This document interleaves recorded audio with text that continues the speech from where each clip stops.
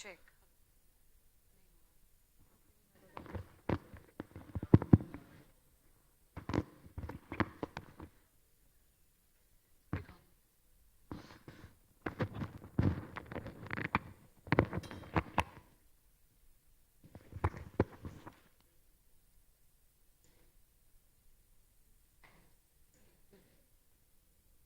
It's here if in case you need. Wait, I'm just. Okay, we have a comment.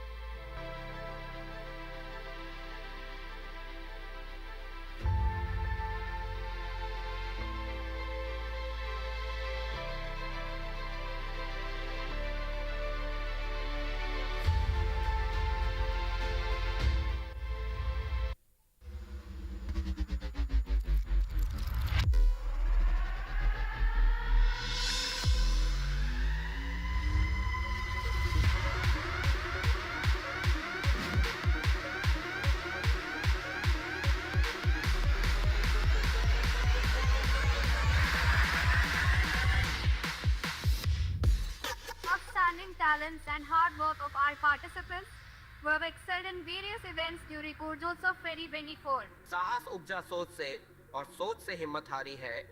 मनुष्य हो तुम, मनुष्य हो, सोचो कि सोच ही शक्ति तुम्हारी। Thank the organizers of this wonderful Urjotsav, the energy-giving festival.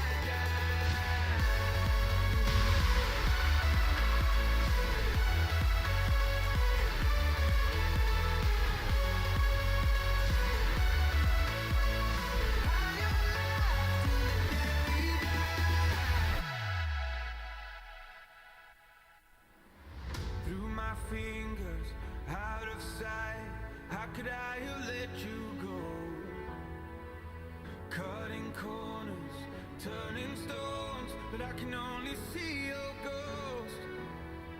I just live a fast life, forget about the past. I numb out to escape my fears. Friendships only pass by, show up gone like strobe lights. With you I feel something real.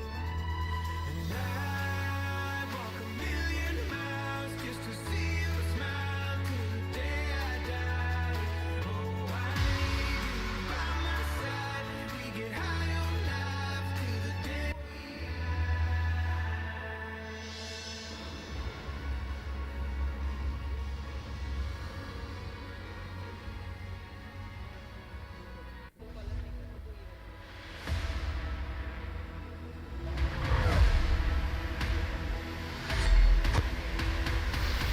Ladies and gentlemen, are you ready?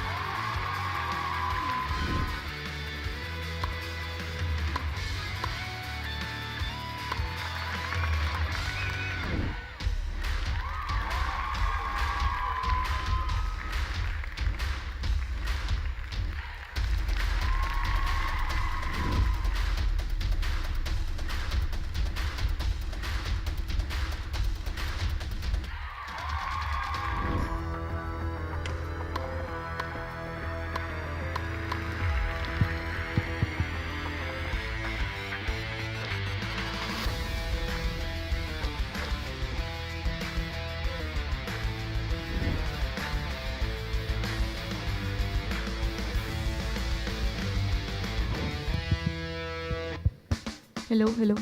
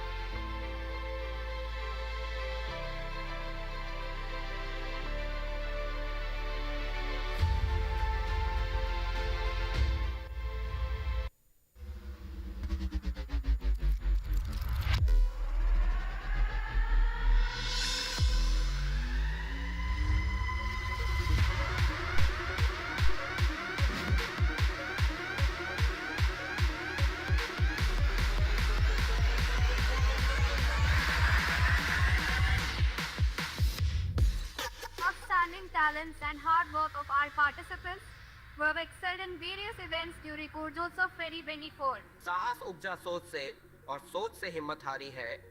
मनुष्य हो तुम, मनुष्य हो, सोचो कि सोच ही शक्ति तुम्हारी। Thank the organizers of this wonderful Urjotsav, the energy giving festival.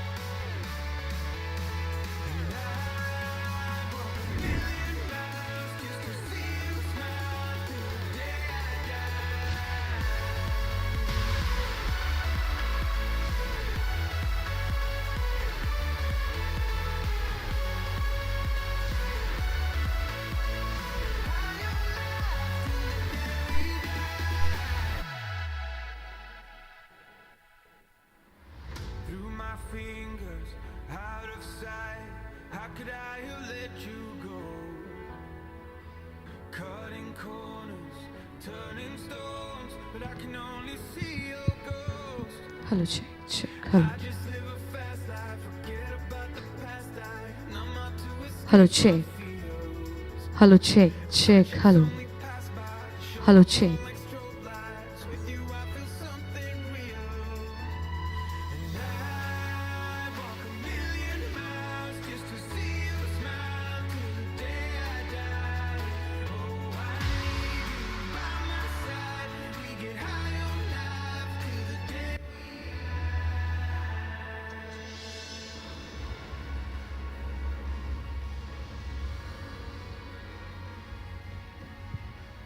Hello, check, check. Hello.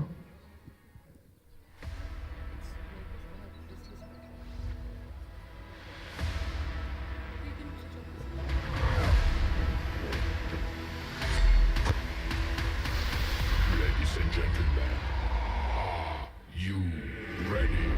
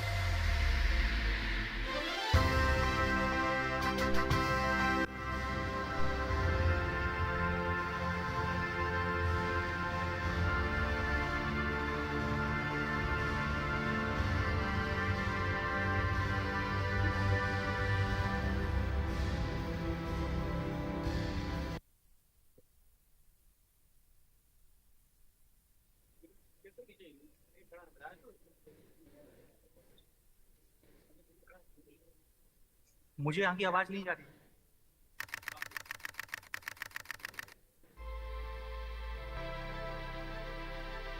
मेरी आवाज आ रही है आपके पास?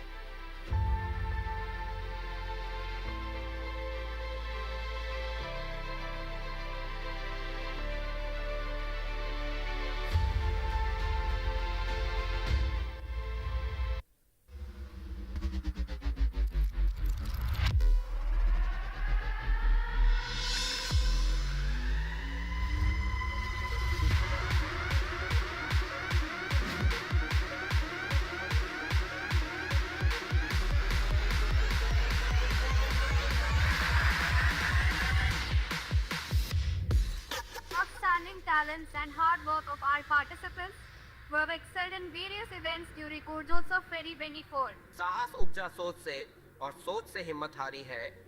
मनुष्य हो तुम, मनुष्य हो, सोचो कि सोच ही शक्ति तुम्हारी। Thank the organizers of this wonderful Urjotsav, the energy giving festival.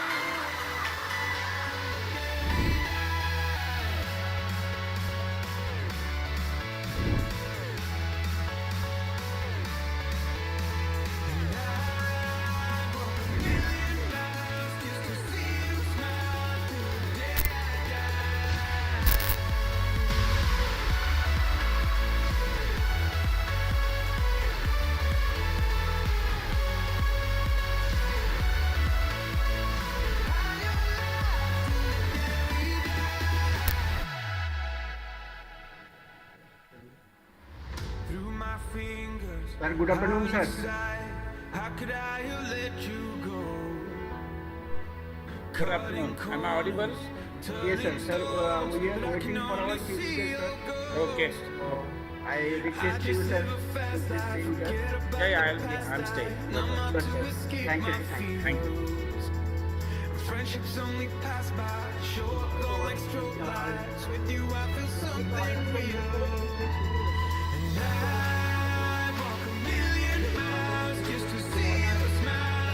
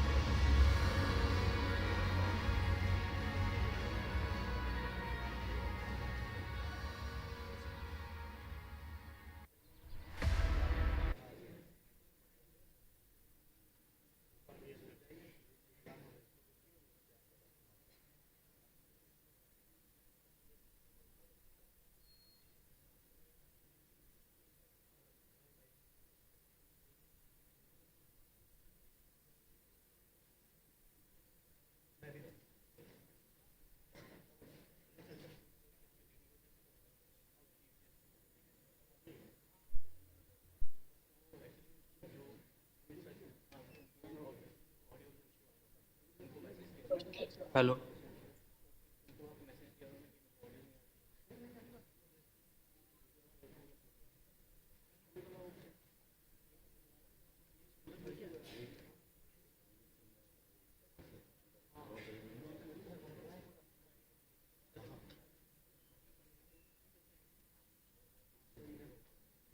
Hello hello check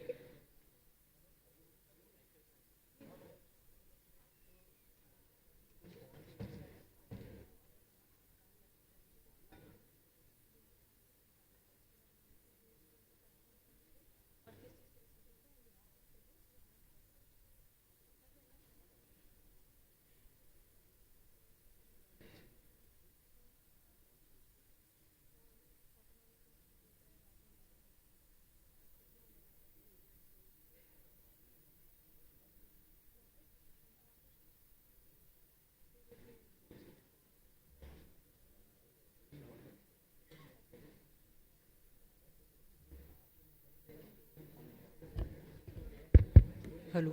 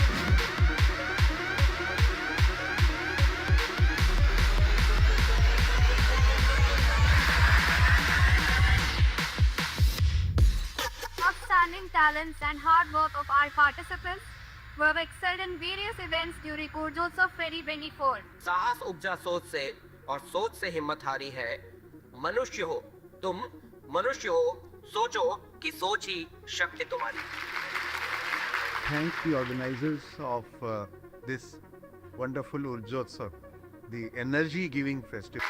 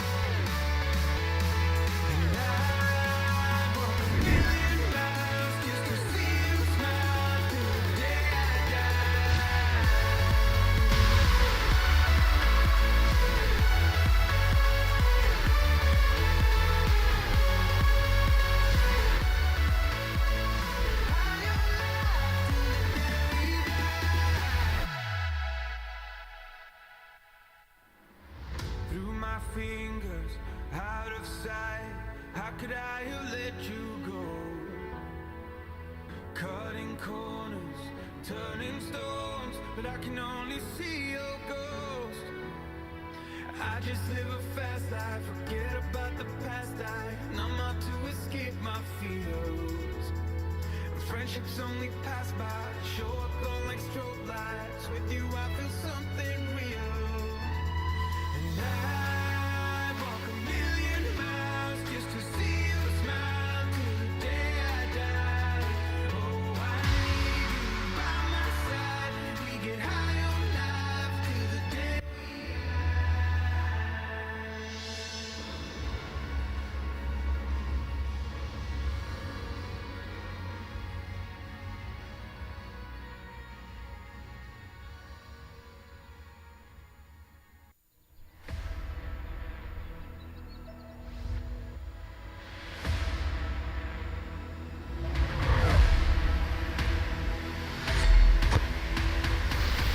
Ladies and gentlemen, are you ready?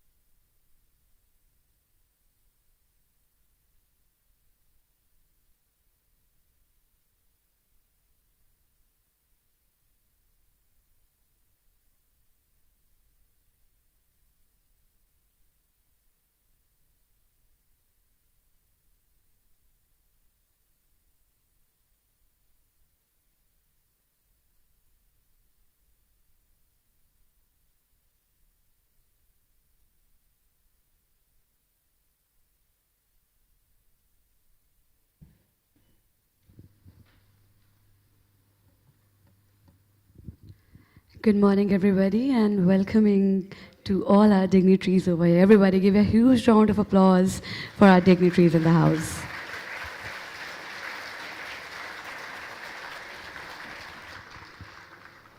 So before starting up, कैसे हैं आप सभी? अरे बाप रे, इतना low response I am not expecting this sir. बहुत low response है. I hope so. I am asking again, कैसे हैं आप सभी? There is something missing, that is spark, है ना? Am I right, sir? कुछ मिसिंग है? अच्छा चलो एक और बार पूछती हूँ. Like वो एनर्जी. I'm asking again. कैसे हैं आप सभी? आय हाय यार जोरदार तालियां बजा लो प्लीज अपने लिए. Everybody please. So, how's the experience? कैसा लग रहा है अभी? बहुत अच्छा. So sweet. Okay.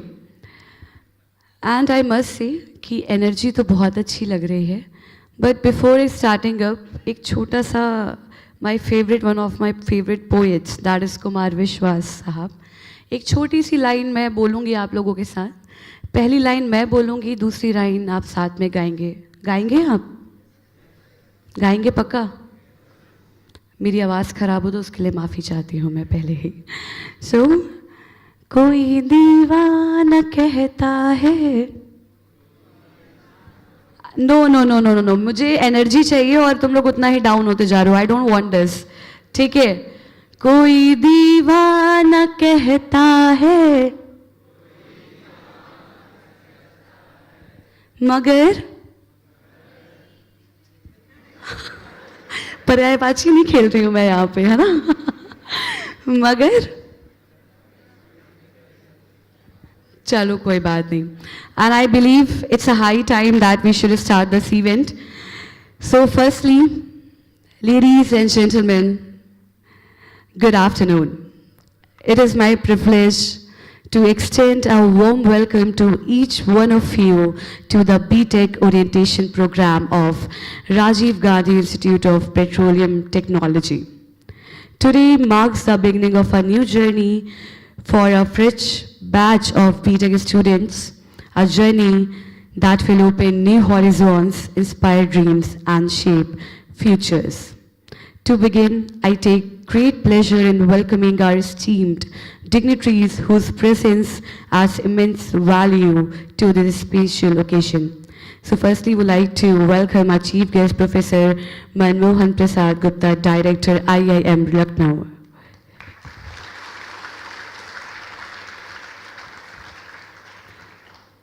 We'd like to welcome as well our guest of honor, Sri Rohit Thomas Koshi, Director of Interest Advisors. Everybody, please give a huge round of applause. Welcoming Sri Kunal Jan, founder of EasyTech and Audio. Everybody, please. I'd like to welcome my special guest as well, Mr. Nishesh Garg, Lead Technology Manager, Honeywell, UOP RGIPT alumnus. Everybody, please give a huge round of applause. And Mr. Apurva Mitra, Senior Product Manager, Myntra. Everybody, please give a huge round of applause for him as well. So I believe, should we proceed with the lamp lighting ceremony? Okay, so we'd like to request to our dignitaries, please move forward for the lamp lighting ceremony. I invite our chief guest, guest of honor, a special guest and our director of RGIPT, Professor Harish Rani sir, to kindly come forward on stage and grace this auspicious beginning. Everybody, please give a huge round of applause once again.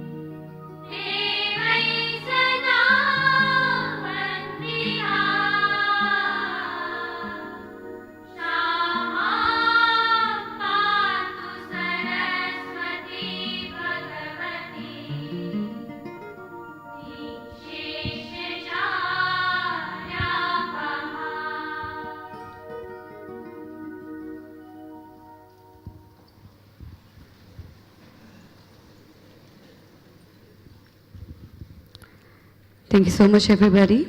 Now it's time to proceed with the felicitation ceremony.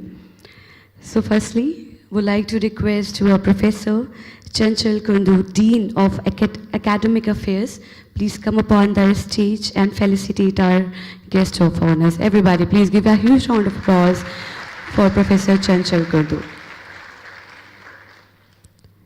Would like to request Mr. Kunal Jain sir, please come forward, our founder of B.Tech and Audio Alumnus IIT Delhi. Everybody.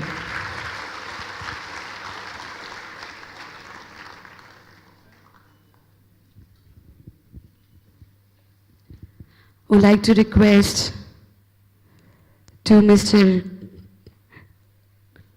Rohit Thomas Koshi sir, Director of Interest Advisors, Alumnus IIT Delhi. Everybody.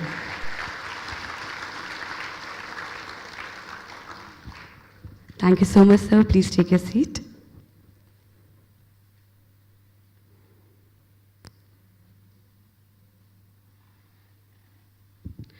Now I would like to request Professor Satish Sinha sir, Dean of Alumni Affairs, will felicitate our special guest. Everybody please give a huge round of applause for Satish Sinha sir. Would like to request Mr. Apurva Mittal, Senior Product Manager of Myntra, RGIPT Alumnus 2009 batch.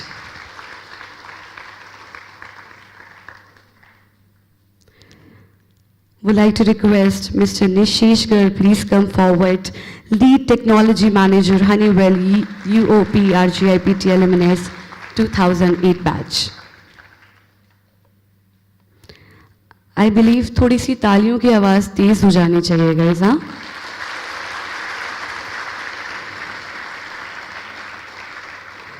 That's great. So एक बहुत ही खूबसूरत सा शेर है मेरे पास आप सभी के लिए. तो हम क्योंकि लखनऊ से हैं तो वाह वाह की आवाज़ आप लोगों की आ जानी चाहिए बिन कहे. So the line is for all of you guys.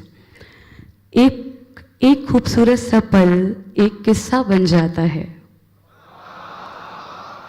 एक खूबसूरत सा पल एक किस्सा बन जाता है. ना जाने कब कौन जिंदगी का हिस्सा बन जाता है. एक खूबसूरत सा पल एक किस्सा बन जाता है. ना जाने कब कौन जिंदगी का किस्सा बन जाता है. कुछ खास लोग मिलते हैं जिंदगी में, कुछ खास लोग मिलते हैं जिंदगी में, जिनसे कभी ना बिछड़ने वाला रिश्ता बन जाता है. So I believe should we proceed with our introduction of our dignitaries or faculty guys. तो बढ़ा जाए आगे. आहा आवाज बहुत कम है. So उससे पहले पूछ लेती हूँ, how's the जोश? Very low, sir. I'm not satisfied with the Josh. Okay, how's the Josh? How's the Josh? Okay, that's great. So, I believe it's time to proceed with the first address of this event. So, any guesses whom I'm going to call right now? Koi guess? Anybody? I got it. So, let me just give you a small introduction about his success. क्योंकि अगर मैं बताने में आ गई तो I guess ये event ये शाम कम पड़ जाएगी. So, Professor Harish Hirani is a distinguished figure in the field of mechanical engineering, recognized for his significant contribution to academia, research, and the development of innovative technologies with a societal impact. His career is marked by strong leadership, extensive research in tribology and design, and a commitment to indigenous and cost-effective solutions. His work is driven by a powerful vision to foster an environment of innovation that can transform India into a self-reliant and developed nation. He is a senior professor at the Indian Institute of Technology, IIT Delhi, and also been associated with IIT Bombay. Currently, he is the director of the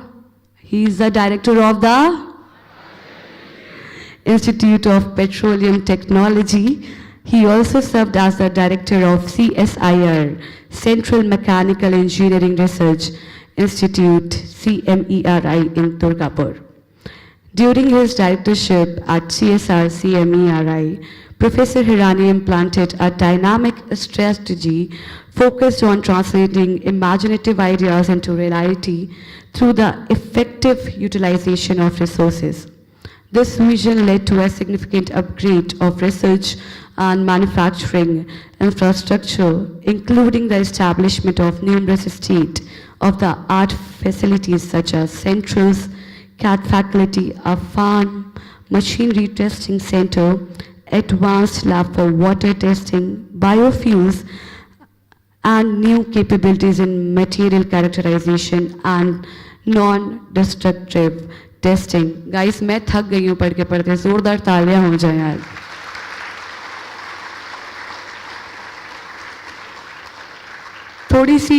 थोड़ी सी और बात बनती है तो मैं बिल्कुल छोटा सा और इंट्रो देना चाहूँगी, ऐसे नहीं बुलाऊंगी. Professor Hirani's research is primarily centered on tribology design and system-level innovation with notable work. इतना सन्नाटा क्यों है भाई? बहुत ध्यान से सुन रहे हैं ना आप लोग? यार तालियां बजा दो, मैं बार बार कह रही हूँ ना, because I am feeling very happy to address him right now. With notable work in hydrodynamic and magnetic bearing and the application of smart materials. As a prolific inventor, he has filed over 50 patents and authored several books, including the foundational book, Fundamentals of Engineering, Tribology with Applications.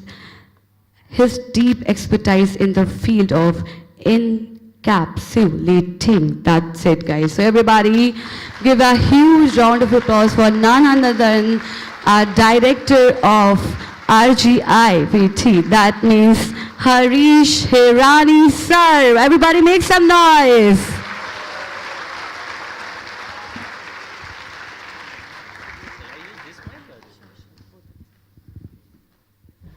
Thank you. Good introduction. मुझे भी पता नहीं था मेरे बारे में इतना. Thank you for that. And we have president of maybe Anil. Can we see president also online? Our chief guest is a bit delayed. Maybe he will be coming in 5-10 minutes. That's what he said. We will be reaching soon. We have many dignitaries on the dais also, alumnus of IIT Delhi and the RGIPT. So I welcome all of you to this institution, which I believe is very good. So, sorry sir, we have delayed by maybe say 15-20 minutes.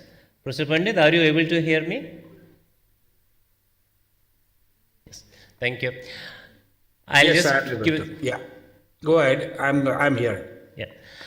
So this is a word RGIPT sometimes is a bit difficult to pronounce, or we say it also. One of the recent meeting with one of the CEO of company, when I said I'm from RGIPT, and he found little difficult to understand RGIPT. So I said, don't worry about this. You say RGIPT instead of RGIPT, RGIPT. And if you go to the old dictionary or old English, gift means a gift, right? So our gift means a real gift. So once we say once we are in RGIPT, it's a real gift for us also.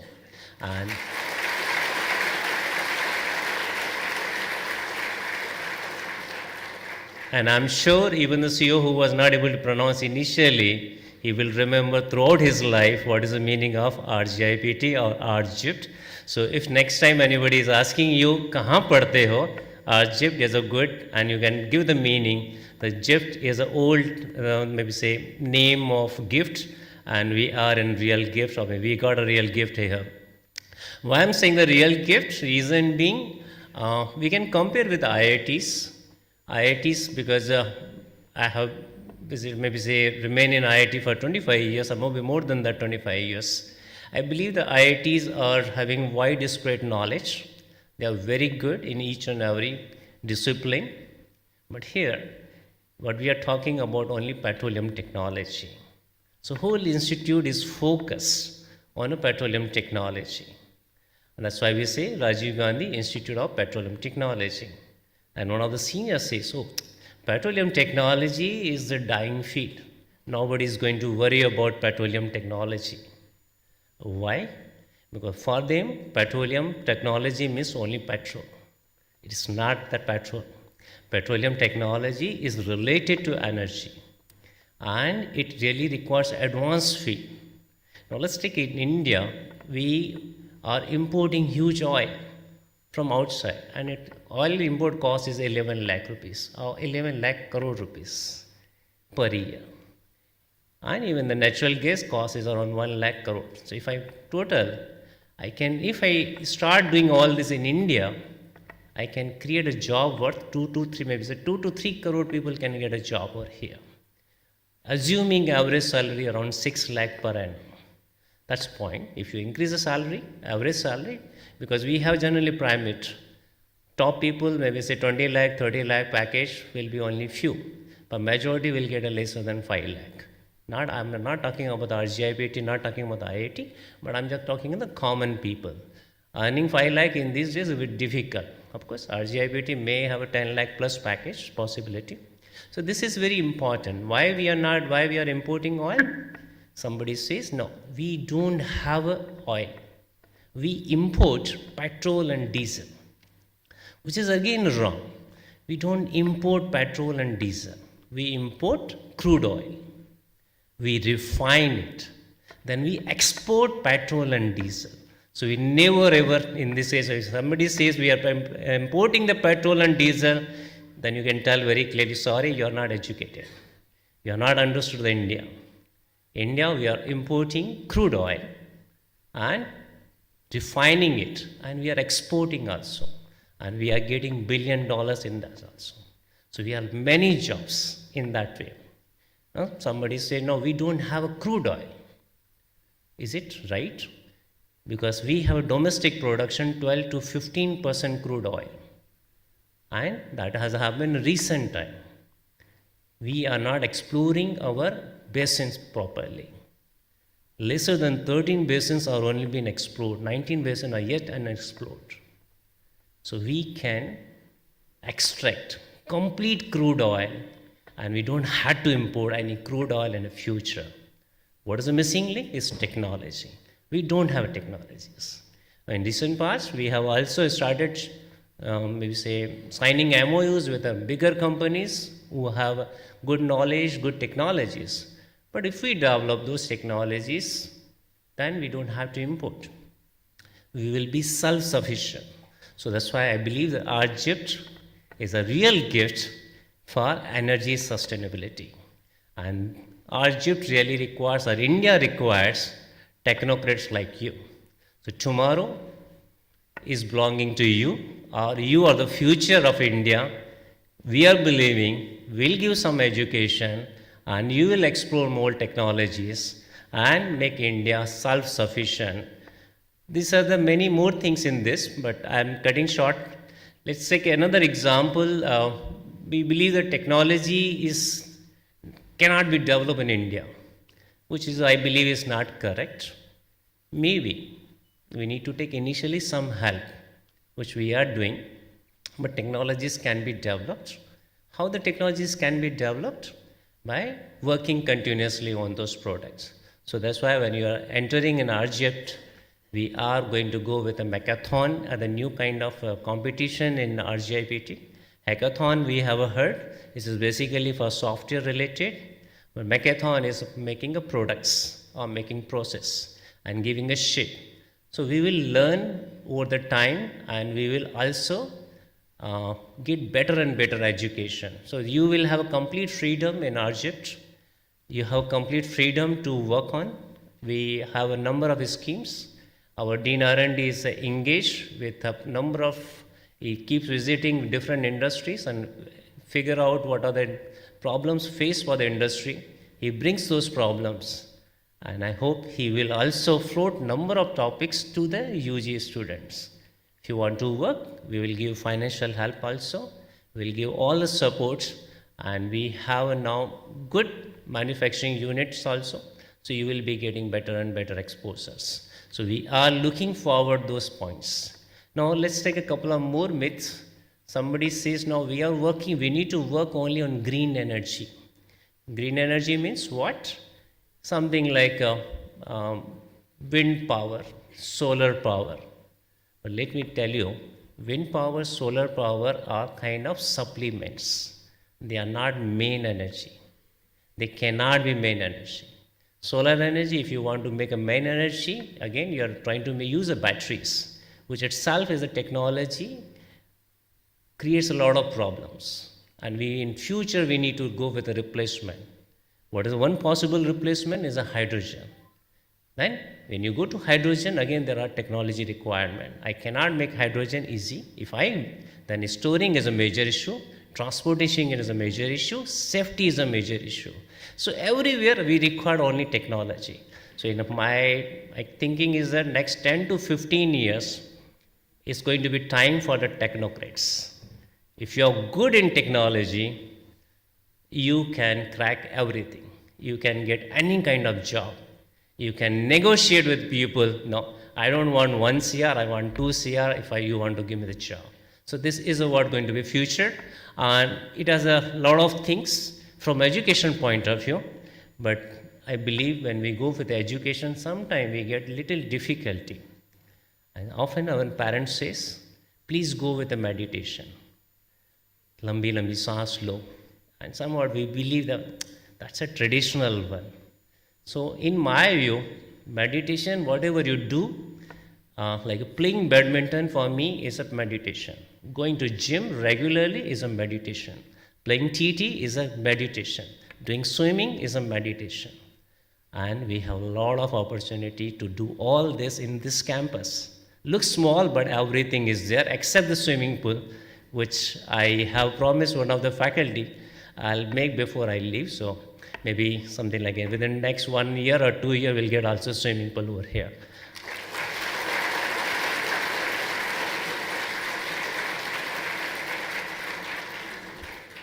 One more point, I have spent 9+ years in a hostel, and I realize that we get best friends only in the hostels. When you join a job, it kind of the politics, office politics is known. So when you are here, try to make a good friends, and it will last for a long time. And friends are something like that, they are just one phone call away from you.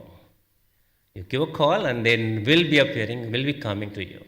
So please make good friends, be very positive over here. If you have any difficulties, we have wonderful team, we have very good wardens, we have good chief warden, we have very good dean of a student.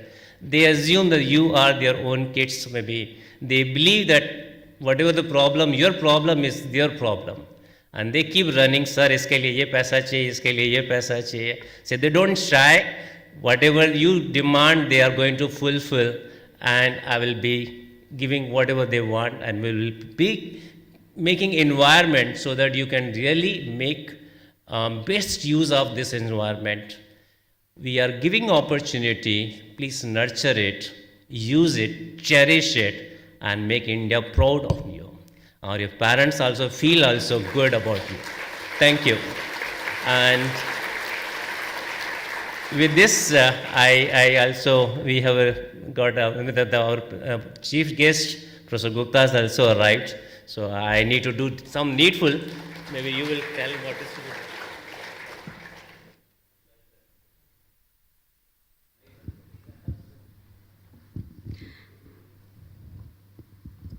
Thank you so much, sir, for your words. And I must say, your words will surely guide and motivate our new batch as they embark on their academic journey at our Egypt एक बार जोरदार तालियां हो जाए once again for our director. And yes, our chief guest, Mr. Gupta sir is here, our director of IIM Lucknow. Everybody, एक बार जोरदार तालियां हो जाए for Professor Manmohan Prasad Gupta sir. And would like to request to our ship director, that means Harish Rani sir, please come forward. And would like to request to our chief guest, Gupta sir, please come forward. And so please felicitate a very, very important member of this function. Everybody, please give a huge round of applause for them.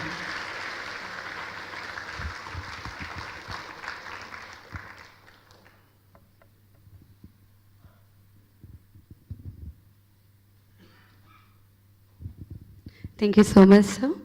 So, as you can see, Professor Anuradha Bhalchandra Pandit sir is online and he is not here. So, कुछ बातें उनके बारे में आप लोगों के सामने मैं रखना चाहूँगी.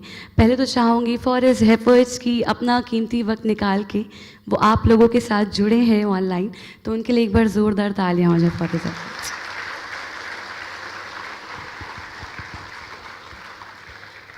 Professor Aniruddha Bhalchandra Pandit, the Vice Chancellor of the Institute of Chemical Technology, ICT, Mumbai, is a distinguished chemical engineer and an academician celebrated for his extensive and impactful contributions to the field.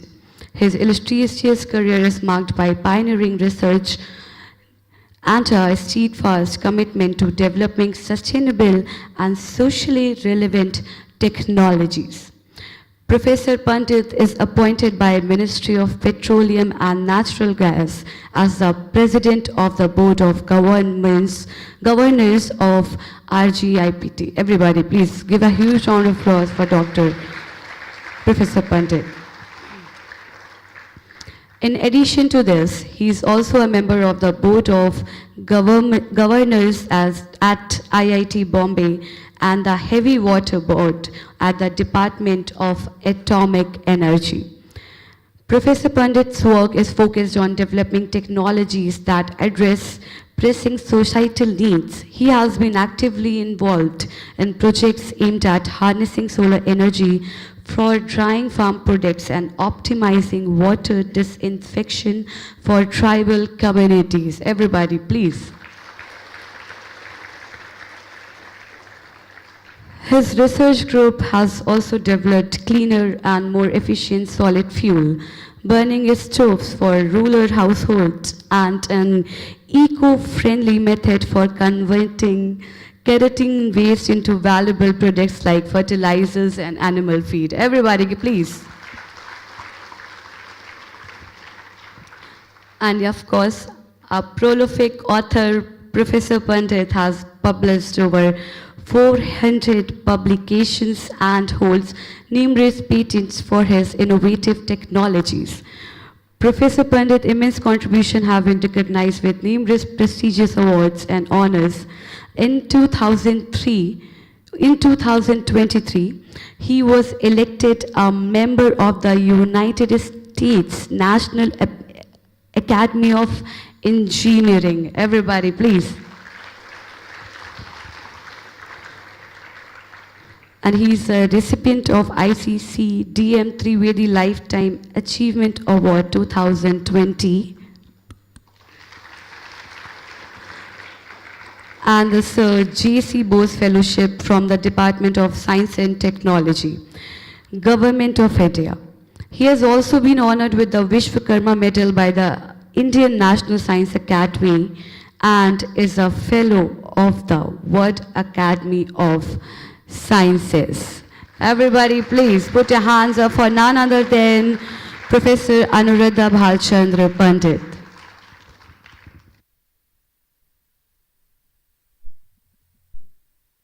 Thank you for a very generous introduction. Chief guest, Professor Manmohan Prasad Gupta. Guest of honor, Mr. Koshi, Mr. Kunal Jain. Director, Professor Harish Virani. All the other special guests who have come here to share their life and story with you all on this auspicious day of Shravana, and it is also a day of Purnima, that is full moon. This is considered as one of the most auspicious period in the Hindu calendar, and it is my honor to be able to address you all along with other distinguished people, my faculty, my support staff, my past students, and the freshers who have entered today in this hallowed precincts of RGIPT. First of all, my apologies for not being personally be there to share your joy and enthusiasm today, but I assure you that I'll visit you very soon and share what we expect, or at least I expect the RGIPT students to do. Professor Hirani did talk about the origin of RGIPT and JIPT. I also came to know about it for the first time. Thank you, Professor Hirani, for educating me in terms of GIFT and JIPT, which is indeed interesting anecdote to convey. At the same time, when we started as the Rajiv Gandhi Institute of Petroleum Technology, it was soon realized the fact that petroleum technology involves a significant amount of other technologies, cannot be only petroleum technology. The upstream processing such as oil well drilling and downstream processing such as refining of crude oil. And you are correct to point it out that India imports approximately 350 million tons of crude oil, out of which it uses about 150 million tons for its internal use, and it exports about 200 million tons of diesel, gasoline, naphtha, and other products. So in terms of value addition, we do sell significant amount of petroleum products as well as petroleum-based products, and we rank one of the top refining operators in the world. So even though we are dependent on the import of crude, in terms of value addition and the efficiency with which run our refineries gives some of the highest return on processing, ranging from $8 to $14 per barrel over and above the processing cost. Now that is the strength of technology coming from all of you people. At the same time, there have been reports that crude is not going to last, but I think it is going to last at least in yours and mine lifetime, so we don't have to worry about that for the time being. So as I was saying, that refinery requires not only chemical engineering or chemical technology, it requires an overall understanding of the usage of energy. It involves a significant amount of mechanical engineering, significant amount of civil and structural engineering, significant amount of instrumentation engineering and control systems, and currently significant amount of a role of data science and AI as well. And you would see all these options are available to you. There would be electives across the various departments, across the various courses, which you can take and educate yourself and improve your skill set. You might have seen the earlier videos which were shown before the actual program started, the kind of facilities which exist, gym, sports facilities, cultural programs, so on and so forth. One way it is good that the current campus of JS is somewhat isolated from the major distractions of a city. As a result of which, you tend to look for entertainment within, and that makes you creative in entertaining yourself, and that adds to your creative skills as well as creative streak and allows you to express that. In RGIPT, you will have every possible opportunity not only to learn the basic subjects for which you have taken admission, but subjects which are peripheral in nature, which will improve your employability. You will also learn the new and current trends in the engineering sciences. One thing which I would like to just to focus on, as pointed out again by Professor Hirani, there are multiple ways in which the energy can be harvested. The energy, what we are harvesting today, is actually an incident energy of the sun. Earth is an isolated system. It doesn't receive any mass. It doesn't receive anything else except the energy from the sun. And this energy from the sun manifests itself in different forms, whether it is wind energy, whether it is hydroelectricity, whether it is tidal energy. All this is as a result of the solar incident radiations. And any harvesting of solar energy in different forms doesn't have to be only in the form of photovoltaic. It can be in the form of photothermal. It can be in the form of photogenesis or photolytic. Options are far too many for you to explore, and one lifetime is not enough. When you start learning more and more about it, the whole gamut of energy engineering will open in front of you, and you will start learning that even though you have taken admission in Rajiv Gandhi Institute of Petroleum Technology, you are actually studying in Rajiv Gandhi Institute of Energy Engineering or Energy Technology. So it is not going to be limited and restricted to petroleum technology at all. And I must compliment all my faculty colleagues. Now Professor Hirani is the leader for you, and he is right there from the top-notch institute, and he's trying to bring in the focus and the culture of IITs as well as the institutes which have excelled itself. Not that RGIPT is any less, but that focus is required, and that current concentration in terms of achieving what you and all are capable of achieving needs to be achieved. Or at least an opportunity should be provided to all of you to express yourself in terms of your creative capability, in terms of your technical capability, and in terms of what you would like to express and feel at the end of the day, what you have achieved and what you would like to call yourself as. As an engineer, you are supposed to find solutions. Now, these are different types of solutions, and that's why you taking admission in RGIPT is an extremely fortunate for all of us, including yourself, and I welcome you all on behalf of RGIPT management, on my personal behalf, on behalf of all my faculty, colleagues and support staff, and expect your 4 years or 6 years or 10 years, depending upon whether you limit yourself to take B.Tech or B.Tech followed by M.Tech or B.Tech followed by PhD Tech.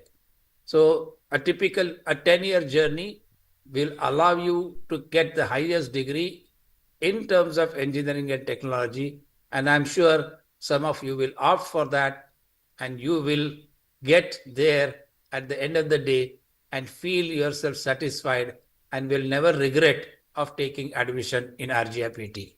Welcome, and wish you all the very best for the future. And I promise to see you soon. Thank you.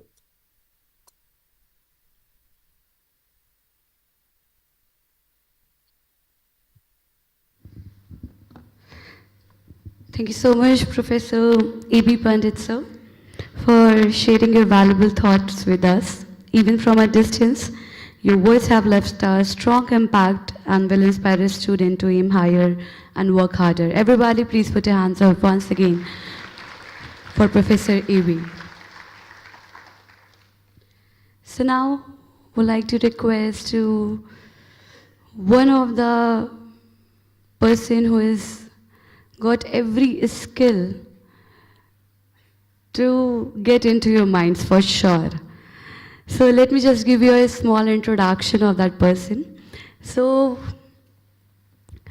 I'm talking about none other than Rohit Koshi is a seasoned management professional with over 2 decades of experience in marketing, corporate, finance, and HR.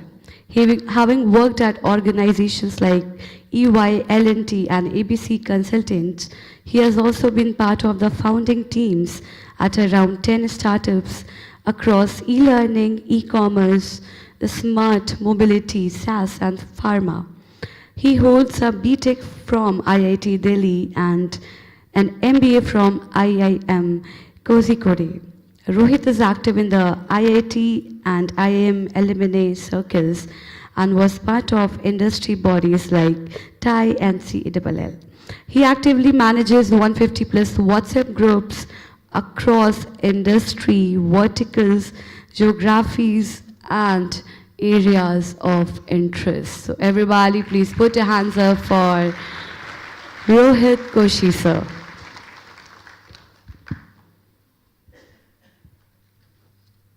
I had a small PPT, I don't know if it's loaded. Yep. Thank you. So, when I was talking to Professor Hirani, he said that admission is through the JEE Advanced. So, a lot of my experience has been from my IIT background. So, I treat you no less than IITians because you go through the same process and you've gone through the same, you're going to go through the same journey that me and Kunal and a lot of us went through, all of us actually went through. So, I titled my talk as My Adventures in Serendipity. So, a lot of students reach out to me, how do I plan my career? I said, I've worked more than 25 years, I've never planned my career. Opportunities came, I took them. But to get those opportunities, we need to do some background work. So that's a bit of what I'm going to talk to you about today. Hopefully I'm not too boring. No, I think, am I audible? Yeah, I think it's fine.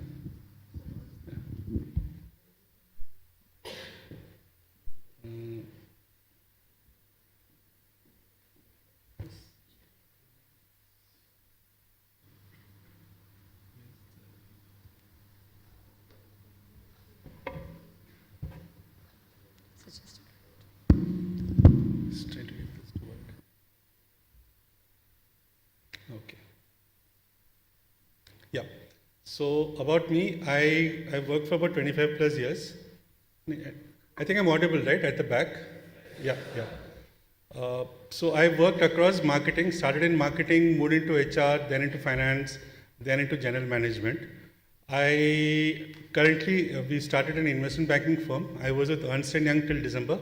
I also consult the Pan IT Foundation. We run skilling institutes in Jharkhand. I worked with companies like EY, L&T. I did a bunch of startups, almost 10 of them. These are some of the notable ones. I'm from IIT Delhi and I'm Kozhikode, as ma'am said. So when I was in college, I was active. So I was part of National Service Scheme. I was Joint General Secretary. I was an editor of the college magazine. In IIM, I was part of the Student Council, Industry Interaction Cell, E-Cell.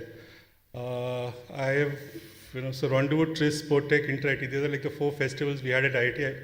As part of all of them, Horizon was our flagship event at Kozhikode.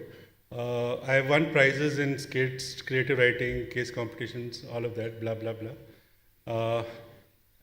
And I'm an introvert, okay? So if I can do all of that in college, I think all of you can, right? So there will be some natural extroverts, but there will be a lot of people who are in their shell. This is an opportunity for all of you. You are in this great campus, great facilities. And I walked into the guest house and I said, boss, this is much better than any IIM or any IIT sorry sir, I have not stayed in the IIM Lucknow guest house. Actually, I did. I came some 5-6 years back. But this guest house was much better than any IIT or IIM guest house that I've been to. So, yeah, so you have this opportunity and sir is going to build the swimming pool also by the time you are halfway through your course. So use all the facilities, make your friends like sir said. This is a great time for you to come out of whatever shell, whatever boundaries that you've created for yourself.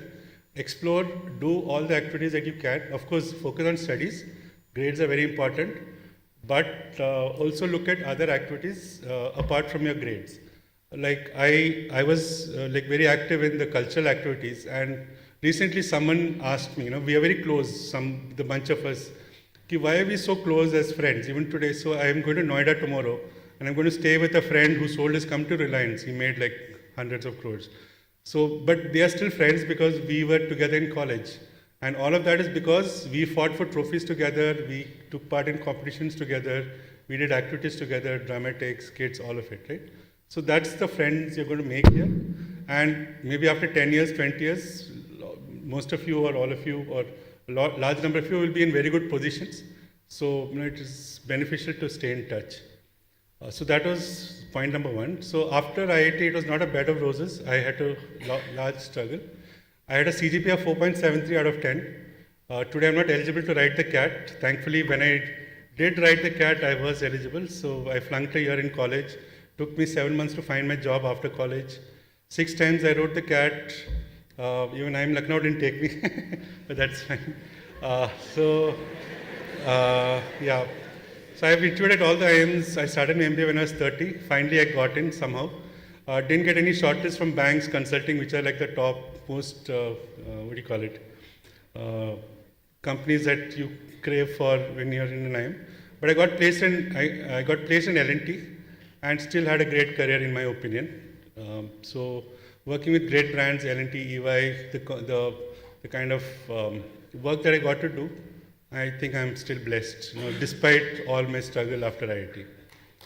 So, yeah.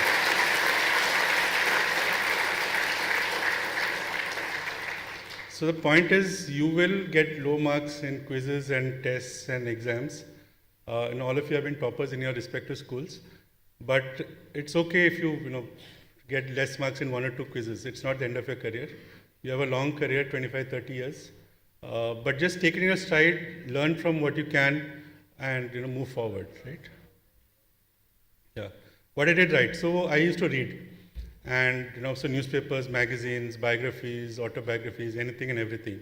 So I would recommend all of you start reading at least 1 book every month or 1 book every 2-3 months, apart from your regular studies, right? So that will help you with your reading comprehension. A lot of people who come from a Hindi medium background, I recently met a lot of my classmates, and many of them said, I did my 12th in Hindi, and then suddenly coming to an IIT or a college like this, you will get a bit overwhelmed. But if you start reading in English, it helps build your vocabulary, build your general knowledge, and so on. Keep in regular touch with college friends. One thing, why do we write the JEE exam, right? To get into this community. Now, if we are in this community and we are in our shell, it doesn't, we're not taking the best use of this community. So I would recommend all of you create LinkedIn profiles, reach out to all your alumni. You have a lot of seniors who have come here. Reach out to your seniors, ask them about their day job, find out what they do in their work, the cool stuff that they're doing. So be in regular touch with your seniors, your juniors, and without any agenda. It's not like I'm reaching out because I want a job or because I want sponsorship for an event or I'm looking for an internship. Reach out to them just to become genuine friends, right? I am active on social media, so I have like 5-6. This is a old number, so I have like 5-6 million views on Quora. I had about 70,000 followers on LinkedIn. But that's just because I am fairly little regular in posting and connecting and all of that, sharing my knowledge. See, now all of you are role models. And if you go back to your village, not many people clear the JEE and get into a good college like RGIPT, right? So there'll be a lot of people looking up to you, looking at you for options. Next year, many of them will ask you, how is this college? Should I send my son here or my daughter here? So you become influencers, micro-influencers, nano-influencers in your communities. I've also organized a lot of alumni events. So Kunal and I first met in 2002 when we did an alumni event, and we've been in touch ever since. And wherever I've gone to, the first thing I do is I connect with the local alumni and start organizing events. So that way people get to know you. You settle down in a new city, in a new job. When I joined EY 7 years back, the first thing I did was create a WhatsApp group. IIT Delhi in EY and IMK in EY. And today all the partners from the firm, everyone. So right from the freshest entry to the senior most people, they're all in that WhatsApp group. And because they're in the group, there is that connect. right? So I can walk up to any of them and ask for help or whatever. So be in touch with your alumni, organize meets, and in the initial 4-5 years, right, till you're maybe 25, 30, focus more on the learning. You may get a job which has a very high salary, but either your learning will be limited or your exit options are limited. So, for example, I used to be a recruiter before I did my MBA. I was a recruiter for 5 years, and we were hiring engineers to do testing work for product companies. So one of my juniors said, no, it's not good work. So we were hiring from Infosys, Wipro, TCS, and we were doing product development. And then that same person joined Microsoft after, say, 5-6 months doing testing. But because the salary was very high. But Microsoft pays at high salaries so that those people don't leave, they don't have any exit options, and they may go at that high salary, but then the growth stops after a while, right? So in the early days, even if you're in a small company, focus on the learning, focus on the skill sets you're going to build, because the good companies have limited number of seats or limited number of positions. But if you become good at your role, at those skill sets that you develop, then it is easy to move into those dream companies. So for example, when I went to IIM, I was very clear I want to do consulting. But I didn't have a pathway because obviously they didn't shortlist me. So my friend told me, join a corporate, and then after 2-3 years you can get into consulting. And that's exactly what happened. So I joined L&T. Within 2 years, I got an offer from PwC.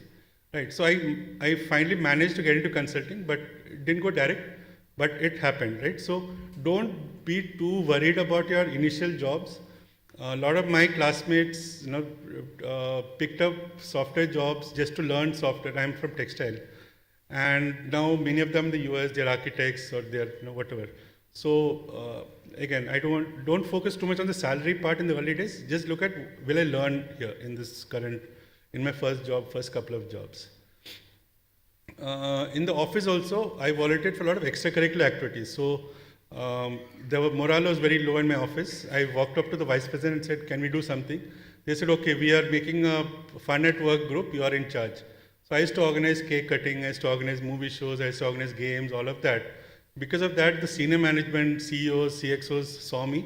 And when there was a good project with McKinsey, I was nominated from L&T to kind of be the face, right? So if you volunteer for extracurricular activities, you get visible, and your seniors will like you, and then they will, if there are any good projects coming up, they will put you in those projects. So don't lose some of those opportunities. Yeah, and make the best. You may not get the top job, you may get the number 3 job, but then just see how can I perform here and then move forward, right? No regrets. Built a vibrant network. So I'll just show you how I did that. Again, like volunteer for alumni activities, create and manage communities. So when I left L&T in 2011 to do my first startup, I created WhatsApp groups in different cities because I didn't want to stay in hotels. So the idea was, if I'm going to Delhi, I'll post in the Delhi group, I'm coming to Delhi, and then some people will DM me saying, come, why did you stay with me? So for me, it was a way of saving my hotel bills. But now those communities have grown, and they are vibrant. I think Kunal is a testimony for that. And now I have 150 odd groups, and we have very good, rich conversations, right? So, yeah. Then start sharing your knowledge. So Quora, LinkedIn, create blogs. I've seen a lot of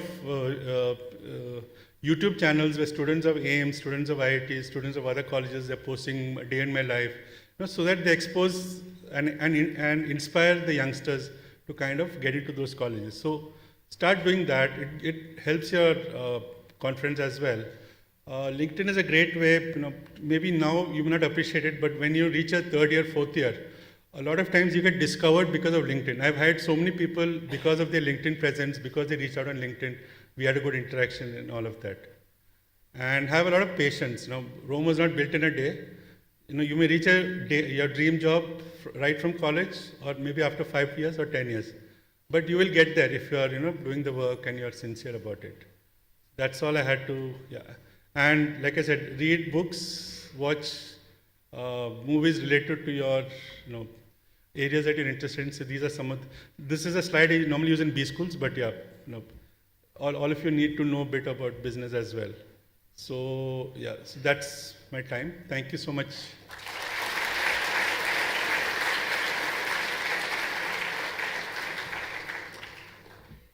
Thank you.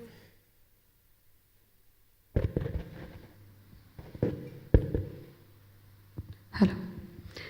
Thank you, Rohit sir, for your enlightening address.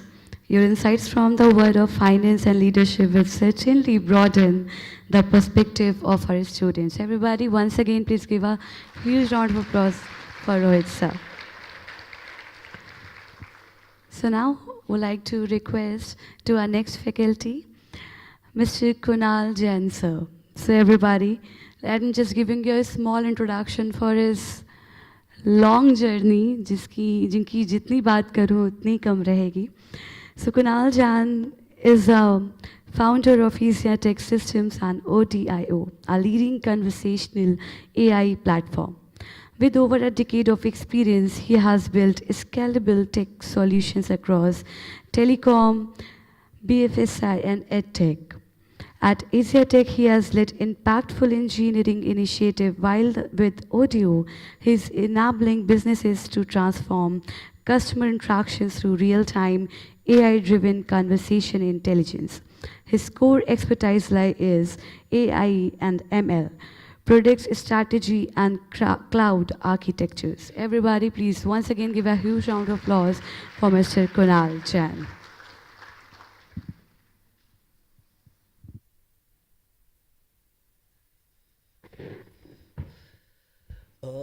I think there is one line to be added to the introduction.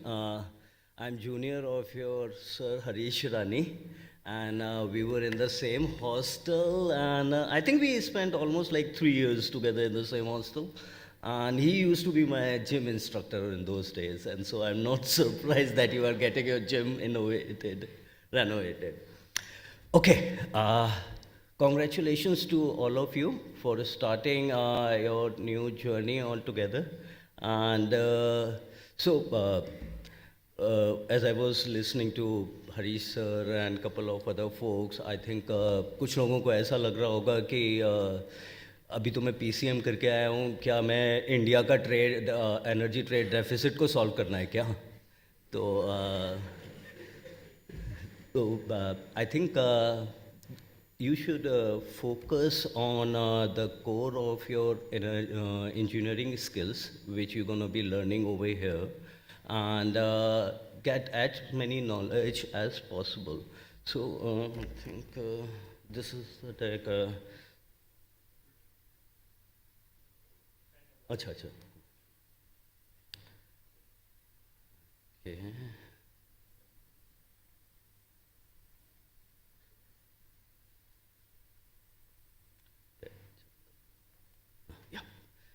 So today morning I came to know that Koshi is preparing a deck. I was not having any deck, so in the flight I got this placed together. And what I will be talking about is not exactly my experience or how the things has been. It is more from the point of view is from my experience I would be talking more about like how you're gonna be spending your 4 years now and getting prepared for the world which is outside. Okay.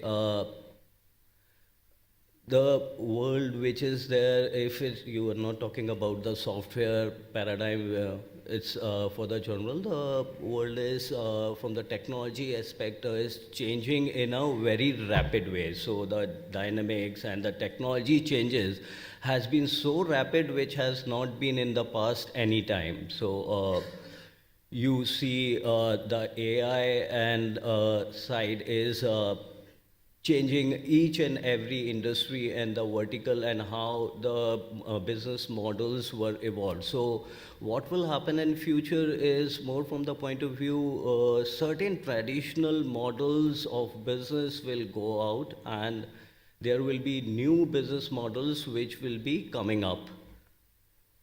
So as you will be spending 4 years over here, so it is from the point of view you should think from the be an innovator or a creator and think from the point of view of being an entrepreneur rather than. So why I should say so, be an entrepreneur, not like going for a high paid job or anything, because when you talk about the institutes like the IITs, NITs, and institutes of national importance, so I suppose there is a job or a responsibility of the students of these to be job creators, not rather the getting a job. So our responsibility also lies on creating jobs for the other folks who are there in India. So to create a job markets.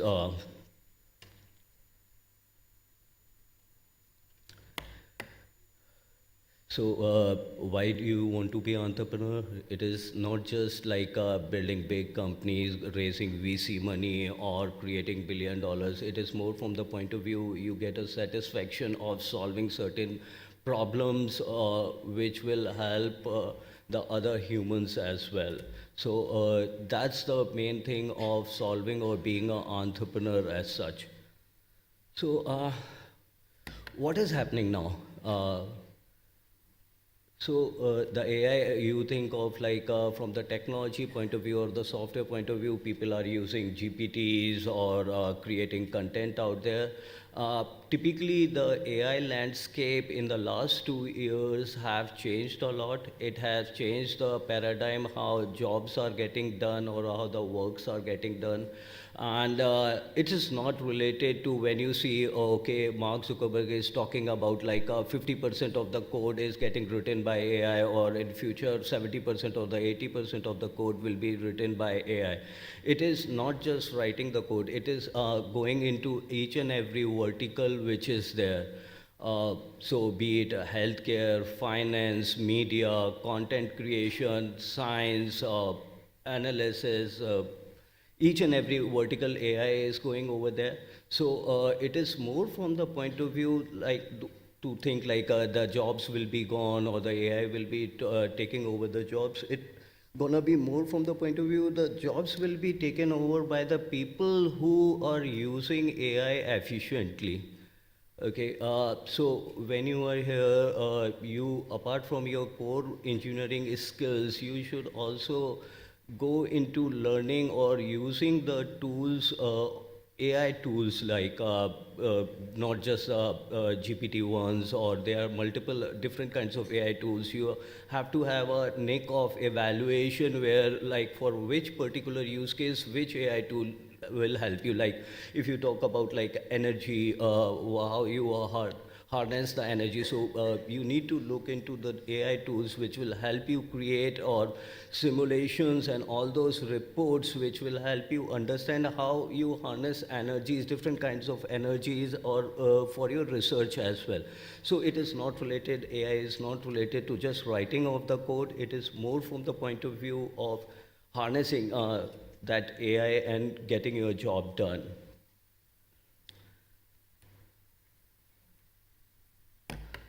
So what should be done now? Basically, you have, so in your 4 years, you need to learn your skills and harness your skills. This is another one.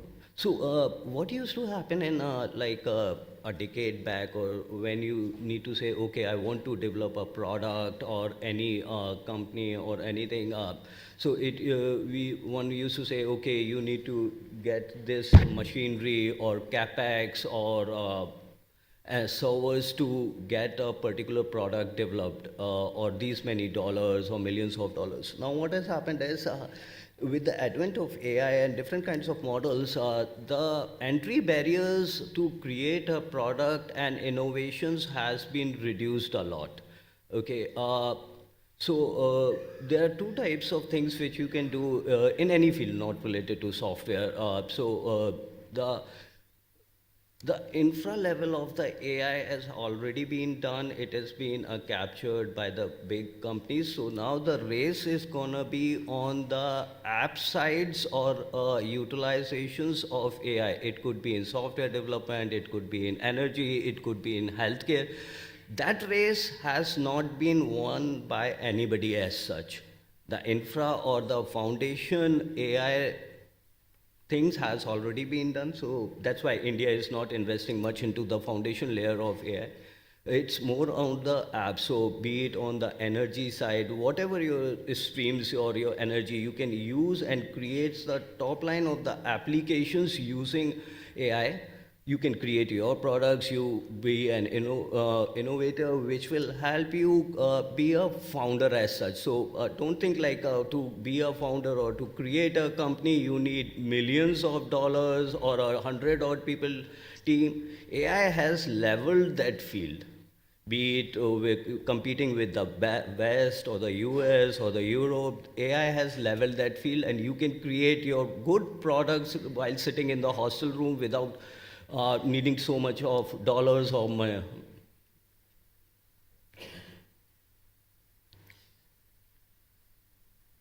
So the things which you need to do, I think, for the next 4 years is create or basically socialize with as many people as possible, be a good communicator, try to solve or do projects. There are good amount of places where you can get to create projects and basically and try to solve problems which are for 10 odd people rather than going to solve a problem which is 10 problems as such. So try to start small and be an innovator or a creator. Thank you.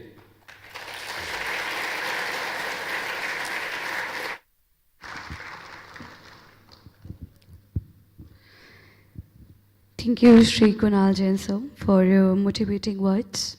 Your entrepreneurial journey is truly an inspiration for our young minds to think big and pursue their dream fearlessly. Everybody, once again, please give a huge round of applause for Mr. Kunal Jain sir.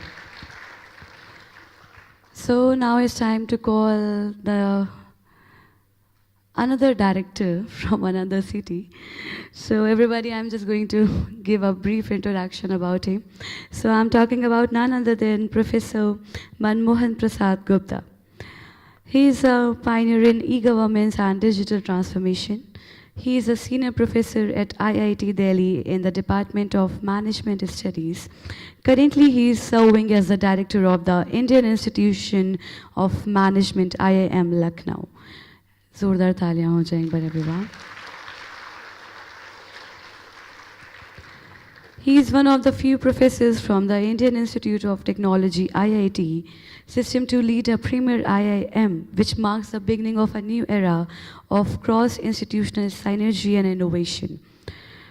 Prior to his current role, he has held the prestigious Modi Foundation Chair Professorship at IIT Delhi.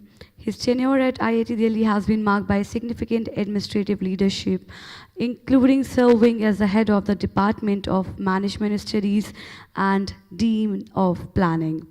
A natural institution builder, he played a crucial role in establishing the new School of Management and Entrepreneurship at IIT Jodhpur, laying its foundational groundwork. He has dedicated his career to developing cases, tools, and frameworks that have significantly advanced e-governance research and practice in India.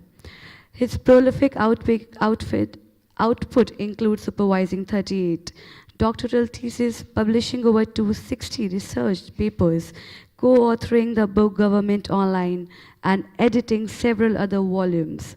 He has been the driving force behind the international conference on e-governance, guiding the production of 14 edited volumes that serve as a vast repository of literature in the field.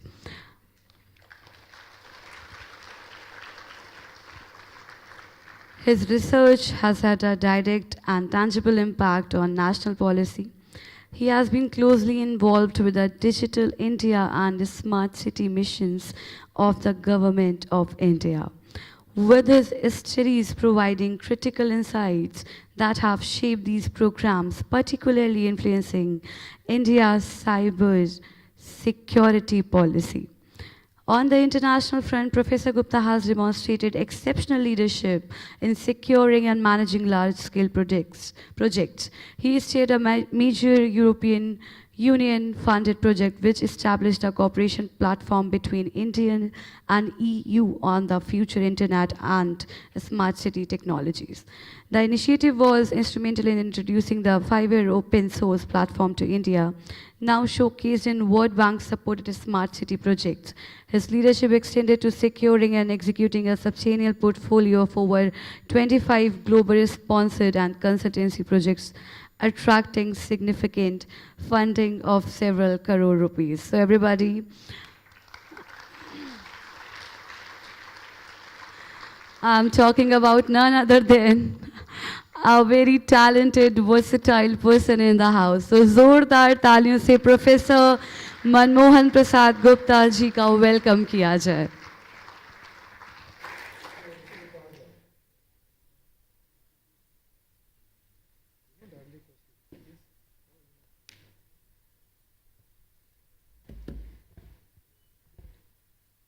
Okay. So namaskar, good afternoon to all of you. Really, I am honored to be with you here. I think this is fine. Yeah, this is fine. Really a great honor to be with you today. And I join my friends here in congratulating to all of you to be part of such a great institution.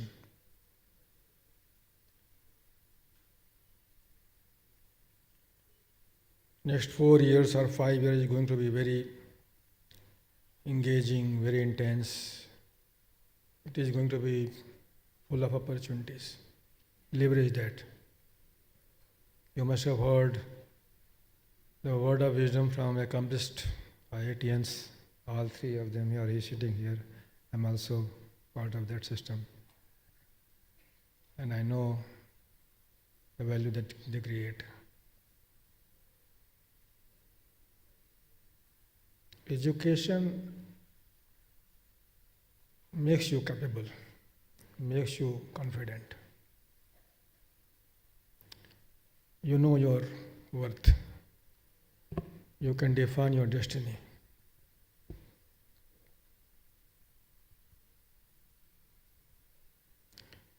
And you become more empowered, and by way of a lot of things that you do in due course subsequently, you also strengthen, make your colleagues capable, your other co-brothers capable. But more than that, it makes you a thinking man. Thinking person is more important. You must have heard about story, a very popular story of few teenage friends who were playing in the ground, but so among many of them, one boy, he was little introvert, and he sat alongside watching others to play. There was also a garden alongside, so he turned towards garden. Suddenly, and there was an apple garden, and one apple fell on the ground. So what normally we'll do, if you see, in my apartment, it's a white house, people call white house, big house, lot of surrounding area is all part of my house. We have plenty of fruit trees, mostly mango trees. This summer I enjoyed trees, mango, really. So watching them, hanging on the trees was a really treat. So normally what you do when you see, fruit falling from the tree to ground, people will rush towards that, pick up that and release it. But that boy didn't do that. He kept thinking, why this fruit fell from the tree to ground. This is why is it's a starting point of thinking. Prime Minister is showing a dream of India becoming a developed nation by 2047. Okay? How it will happen? How it will happen? It is going to happen definitely, and all of us will be part of it. We may not be, some of us may not be around, but young friends will be all there. You will be forced behind those high-octane journey that is going to unfold gradually, of course, but eventually in 2047, hopefully. And what it means, 10 times the economy that we have today. $4 trillion economy, will be $40 trillion economy, a growth of 6%, 7%, people estimate, figure around that. But we need to go beyond 8% of economic growth, a very high octane journey. Today, per capita income is $2,500. It has to be $25,000 by 2047. 25% of economy should be from manufacturing. 30% of 25% should be from electronics. Okay, you must have seen recent war with our neighbor. There have been a lot of revelation. Our Chief of Defense Staff, he spoke very clearly about the challenges that we face. Today in the supply chain of technology, ICT in particular, we are on the user side. So we are not owning up technology. All that you see around mostly have come from Taiwan, China, Japan, Korea. And R&D has happened somewhere else where we are. In Fortune 500 list of companies, look at history of those. I think they're all corporate professionals and some billionaire sitting here, or hopefully a billionaire someday. And list of Fortune 500 list of companies. Just start from year 2000, 2002 batch, 99 batch, 99? Oh yeah, 99. So look from that list itself. China, India were having same number of companies, 2, 3, 4. America 174 or so, Japan 124 or so, Europeans somewhere 60, 80. Today, list is different. America, US 137, China 133, Japan 40, India 9 companies. 9 में 4 oil companies, Oil India, ONGC, BPCL, I think SPS Netherlands, and 2 banks, State Bank of India, HDFC, and 1 or 2 more. That's all. No tech company. Also look at history before internet and post-internet. It's a very different life that we live today. You can't imagine a life before internet. That I belong to a generation. I have seen life. So I earned my B.Tech degree in 83. So there was no internet.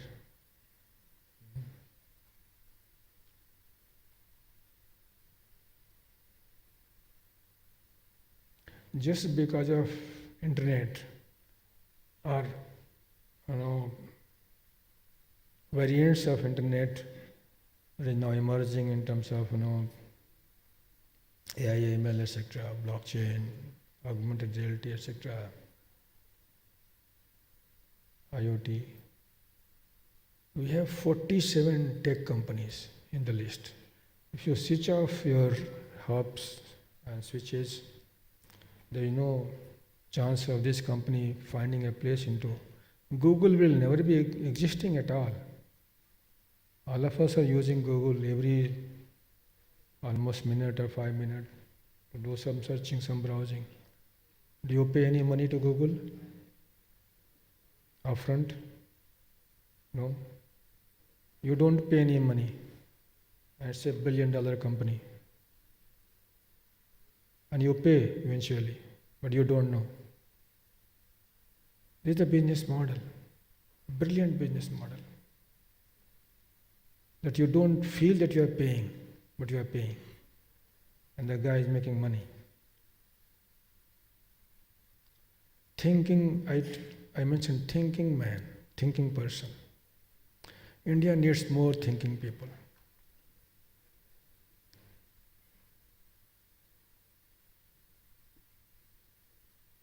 How campuses make it possible. So all of you are young graduates, young joining here. I'm sure after 4 or 5 years, you'll be, going to market, going to world, and showcase your worth. It's an opportunity for you. Yeah, therefore, yesterday we had a guest from Ahmedabad, a great person, Gautam Adani. He, they are honoring me, or honoring dear friends here. We also were hosting him. And he just made a choice to come to IIM Lucknow. I was thinking to invite some great men. So my theme was, this same occasion, it was end of June, we start our academic session and induction program. So I think around 700 students. I thought, let me invite somebody who is a story in himself. He is a living legend. A rag story is a story. Okay, थोड़ा पानी मिल जाएगा.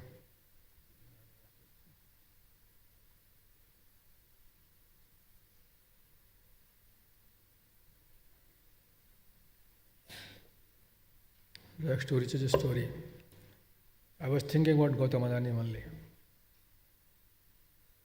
It was I think 22nd, 23rd June to 27 June. And those days are frozen.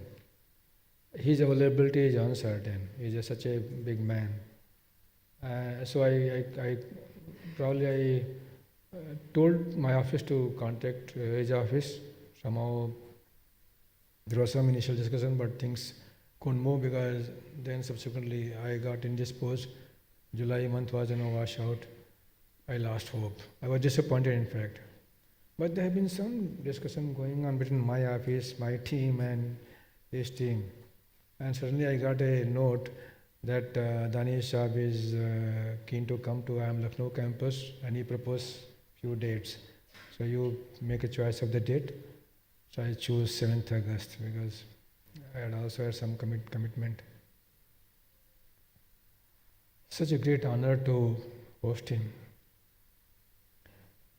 And I think you please, take some time and listen to his talk. I won't repeat what he said, but he told his life story. It's very inspiring. From ordinary person, of course from a well-to-do family in Ahmedabad, but he chose to go to Bombay at the age of 16 to work in the diamond factory. And then he returned back to his family business. From there he thought, because he's a thinking man, he was agitated to do something different. Not happy with what is around him. So he mentioned 3 projects of his lifetime, 3 or 4 projects. The first one he mentioned about Mundra port. So Mundra, as he said, so I think you can understand the power of power of personality and the strong conviction with which people move forward and create such a massive infrastructure. If you had chance to see the place before that was started, As he explained, it was a marshland, and but he believed a big port like this that exists today is a possibility. See, dreamers don't dream. They just see things, in their eyes. Sometimes, things are also visible to me. ऐसा कुछ दिख रहा है, होने वाला है. They are all dreamers of different type. And he approached some bankers for being part of funding, and they laughed. And rightly so. But he didn't give up, because he believed this is going to be reality, and he made it a reality. And it's today, I think, it's the most happening place, most sought after, most active port of India. Ports are important infrastructure for economic development, and Government of India has a very powerful program, Sagar Mala, connecting all ports from Bay of Bengal to this side. It's a massive project. If you have a chance to go to see, please see ports. Please see big companies. Company means not Infosys and not TCS. They will not have anything to show, all offices. Go to see steel plant. Go to see, thermal power plant. Go to see some shipyard. I have seen all that myself. It's massive. It will give you some unique ideas, some eye-opening ideas. Then he mentioned about subsequently the next project he is proud of. He went to Australia, Queensland, because he probably felt India need more high quality coal. We have coal, plenty of coal, but not the quality that we need for energy requirement. The coal is now not really a preferred option, but he is working on that also, very successfully. But Queensland, I remember myself, 10 years back or so, I read about, a lot of protest in Queensland, Australia, people protesting against this project. They went to court, there have been a lot of bad media coverage. But I heard him, and then I forgot actually, frankly. When I heard him, it is now running and they are able to take out quality coal, and it is transferred back to India, is really admirable. Third project he talked about is about Dharavi. And he referred to his own, anguish, his own, when he went around Bombay city, so these people live in great luxury, but eyes can't stop seeing something which is, not worth seeing. And Dharavi happens to be crossing his eye. And he was so become emotional. That life can be so bad. They need also to live a dignified life. What can we do? And that's where Dharavi project was conceived. Eventually, what is said, that to me and you, it might look like, a sort of favor, sort of compassion that you have, and that you, some kind of charity. He said, no, there is also business involved. Everything you do that you think it is, sort of donation, sort of charity, there is also a chance of, actually when you make a poor little better or better than that, he is becoming more capable to spend money, and you create market. Hardcore businessman, but a man of great conviction. He also said, I heard him saying privately, in gathering a few of my colleagues, he said, I don't believe what my CFO says. So CFOs follow very standard formula. They play with numbers. They bring out viability of a project or not. But he said many times he go against what was advised. I recall long back I read a case study about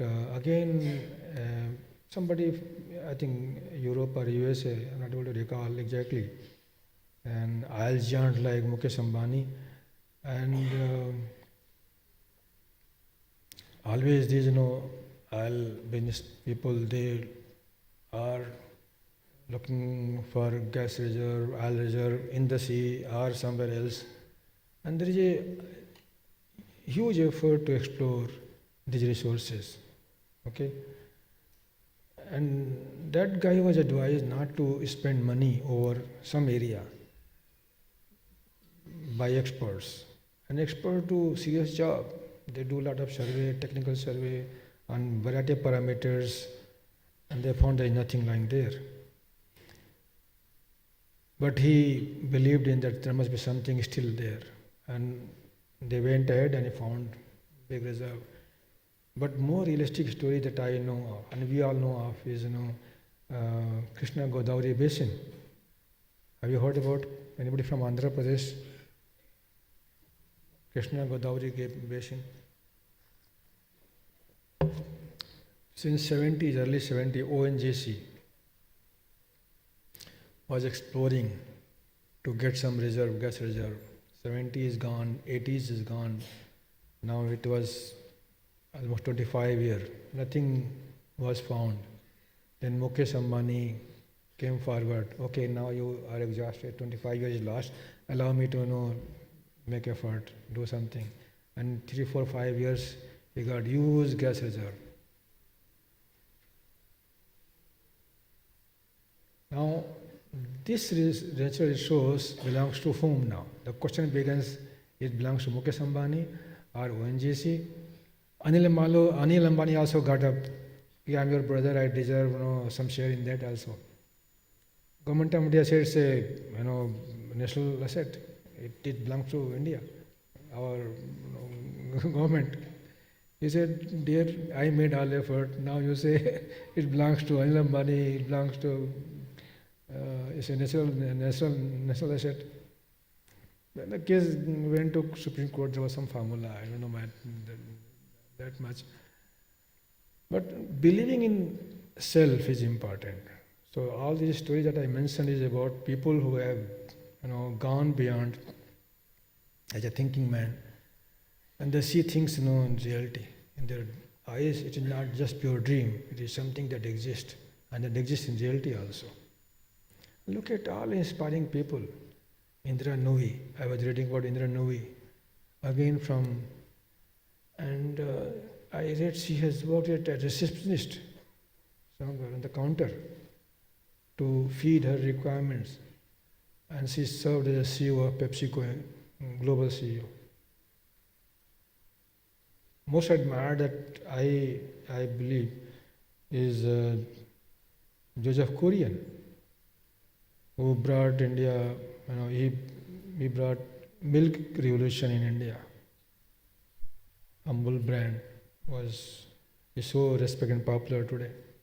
There are plenty of people. Anil Agrawal life, he was a simple man, and he is now chairman of such a giant company, Vedanta Group. But I think you think on those lines, but I admire also your friends, Sachin and Benny Bansal, who just smart enough. In 2 years, they served as Amazon. They learned the art of entire, running a platform like Amazon. They created Flipkart. Flipkart in 2007, 8 sometimes. Yeah. And it's an inspiring story of Indian entrepreneurs coming out of the campuses. Though it is not incubated in IIT campus, but they were IIT graduates. And 2 years' time, and they were championing a great brand, great initiative. And in 20, I think 10, Amazon was wanting to come to India. And all their history shows that they normally acquire some successful company. They went to China before that. And you know this guy who manufactures Xiaomi, my MI mobile phone?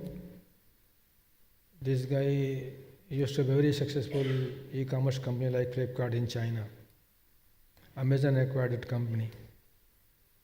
And he was happily, the guy, Xiaomi owner, he was very happy to have sold that platform to Amazon. It became non-successful after that. But this guy moved to electronic manufacturing, started manufacturing mobile phones, etc. It's such a popular brand now. Today he's manufacturing electric vehicles.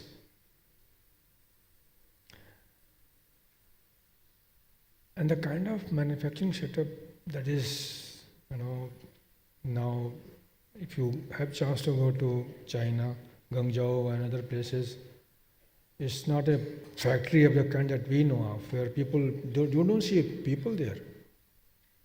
It's all robots and handlers who are all part of entire manufacturing plant. Xiaomi today is assembling one car in 76 seconds. By the time I go out of this auditorium to sit on my vehicle, one electric vehicle is out of the plant. This is the kind of maturity that they have acquired. Where are we? We talk about Industry 4.0. It is much beyond 4.0 or 5.0.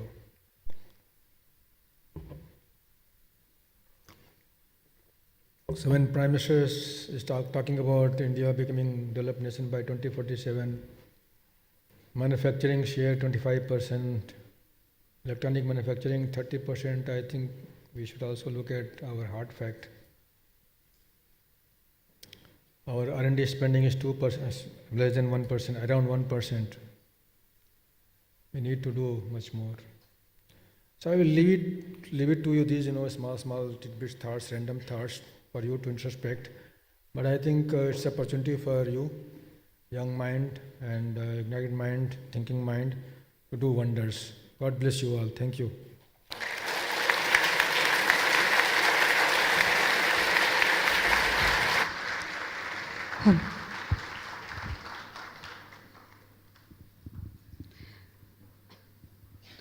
Thank you, Professor Manmohan Prasad Gupta sir, for your thought-provoking and inspiring address. Your words have given our students not only knowledge, but also the motivation to strive for excellence in both academics and life.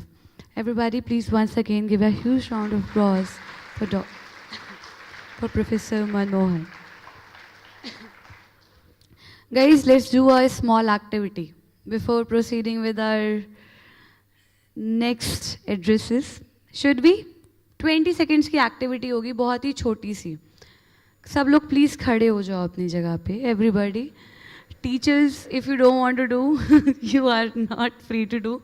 I am not forcing anybody. But as students, guys, मैंने क्या सुना है?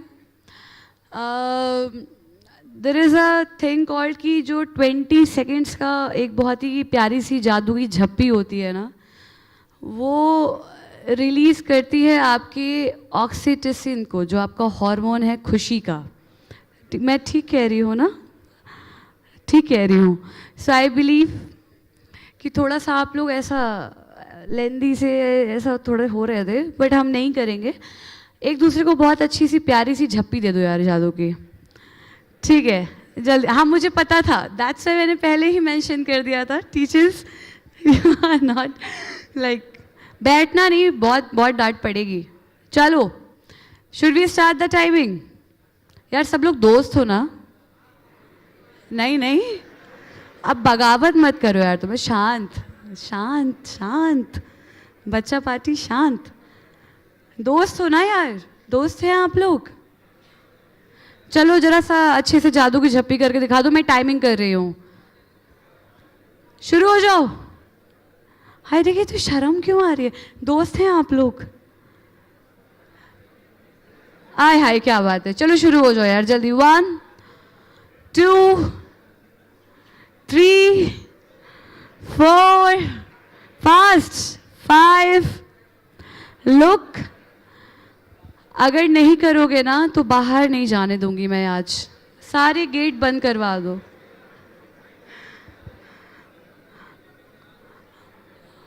Okay guys, okay fine. You guys are active right now. थोड़ा सा मतलब तालियां वालियां बजा लो अपने लिए एंड सेटल डाउन. बैठ जाओ सब लोग प्लीज. Okay thank God. थोड़ा सा it's good. So I believe it's time to proceed with our next dignitary. From setting trends in the world of fashion to shaping products that reach millions. He is a creative mind behind one of India's most loved lifestyle brands, Myntra. Everybody please give a huge round of applause.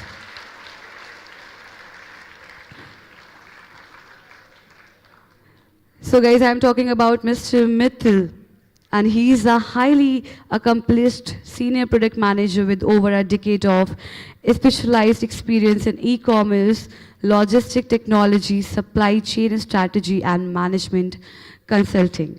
He is currently spreading logistic platform innovation and customer promises initiative at Myntra, where he has been instrumental in driving strategic projects that enhances customer satisfaction and operational efficiency.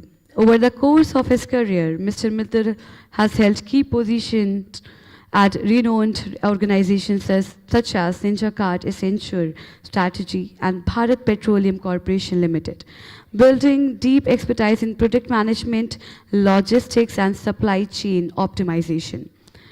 A proud alumnus of the Rajiv Gandhi Institute of Petroleum Technology, RGIPT, Mr. Mithil earned his B.Tech in Chemical Engineering here before completing his MBA from the prestigious IIM Kozhikode.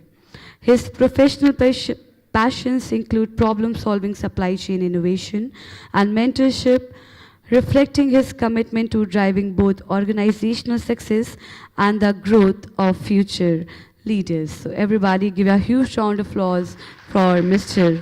Mithil.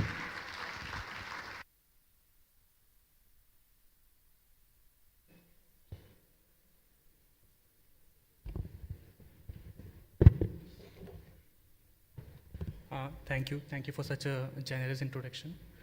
Respected Director Sir, esteemed guests, faculty members, and dear students. It's indeed a privilege to be back at campus after almost a decade and standing like on the other side of the podium. And it's really like an enthralling experience for me to share, let's say, my few tidbits, let's say, about my journey and my learnings, let's say, with all of you. So, I was a part of the second incoming batch of RGIPT, right? And despite being a fledgling institute, the institute has provided me the right kind of an ecosystem with brilliant peers around me, caring faculty members, which gave me exposure both internationally and nationally across the fields of industries, academia, and research possibilities. With the help of RGIPT, I was able to embark on my professional journey and started, let's say, working, let's say, in the oil and gas field, right? And seeing, let's say, all of you today, I think I'm kind of going into, like, say, a lot of flashback, and a question like which I think popped in my mind also that time is again popping, that am I choosing the right discipline? Like, am I actually built for engineering, right? Or like whether my choice of discipline, let's say a chemical versus a petroleum versus computer science, right? Did I make the right choice, right? Trust me, right? I think none of you, like even let's say if I was at your stage, right? None of us knew that, like, am I actually making the right choice or not? Because you can only evaluate your decisions in the hindsight. There is no way you can tell that, like, whether my future decision is actually going to be correct or not, right? Now, moving on, right? So this is, let's say, what I actually wanted to kind of share with all of you, right? That where you're starting today does not define that where you're actually going to end. As Mr. Rohit was also saying, that the career actually spans for a very, very long duration of time, right? You'll actually get ample amount opportunities to kind of move from different fields, different professions, different industries. I think what you need to do that when you actually are kind of encountered with those opportunities, you have to leave your comfort zone. Because many times when an opportunity comes, we'll think about that like maybe I'm really, really happy with what I have been doing because I've gained certain expertise on it. Let me just continue with it, right? But if you really want to kind of try and drive your passion or at least find out your passion, right? You should try and look at new and new opportunities and try to basically embrace them without any fear. So this is like say what I've actually done in my career, multiple industries, multiple roles. Started let's say with oil and gas, definitely, right? Then I actually went and pursued my MBA from IIM Code. I also had a passion to basically try my hands at management consulting. Started like at Accenture Strategy, spent like about an year there, right? Since I was really passionate, but after going inside the consulting domain, I kind of realized that like maybe this is something like which is not according to my liking, and I actually want to work like on ground level problem, right? After 1 year, I chose to kind of leave and started to join basically a very small firm. I'm not sure like many of you are actually aware, called as Ninja Card, where we were trying to solve like a very interesting problem that India is basically a land of farmers. But when the farmers actually make the produce and ultimately that gets delivered to the end customers, there are a lot of middlemen, which leads to farmer not getting the fair price, let's say, for his produce and not also basically benefiting customers. So how do we kind of create an ecosystem where it is a win-win system for both farmers and the customers well together, right? So I left, I think what I was actually looking forward for like in the entire duration of MBA and tried to basically join a startup. And the next morning I was actually standing in a sabzi mandi trying to figure out that like how Bangalore gets the supply of tomatoes. I spent, let's say, approximately 2.5 years there. Again, then I thought that like maybe it's time for me to kind of find new interesting field. And right now I'm actually working at Myntra, where I'm taking care of machine learning algorithms and trying to shape the right user journeys in terms of personalization and recommendations for our customers. Again, like a profession which I have not actually taught academically either in my undergraduate program as well as my postgraduate program. So again, the key message is that where you're going to start from does not define you that where you're actually going to end. You have to keep on figuring out that like what is something that you're passionate about and try and basically pursue that specific field. Now, I think at the end of the day, like all of us are basically human beings, right? And like fairly, like say, I have actually made a large share of mistakes during my tenure at, like say, RGIPT. But if I were to basically pick one, and if I have actually been given the opportunity that if I can actually go back in time and correct that mistake would be that the 4 years which I was actually getting at RGIPT, I could have spent a little more time about reading different topics, right? And these topics need not be necessary to, let's say, what is going to be introduced in your curriculum. It can be of any let's say, area of your interest, be it, let's say, geopolitics, world economy, right? Movies, history, whatever it is, right? Because what reading and writing actually helps you do is to kind of develop a first principle thinking approach and a very important skill like which is critical thinking.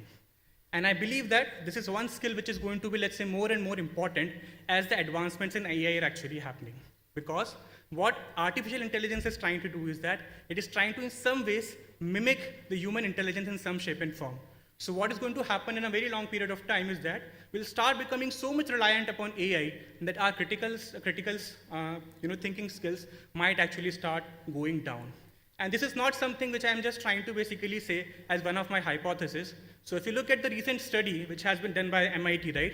MIT has tried to basically gain an insight that how the LLMs or how the use of artificial intelligence can erode critical thinking of young masses.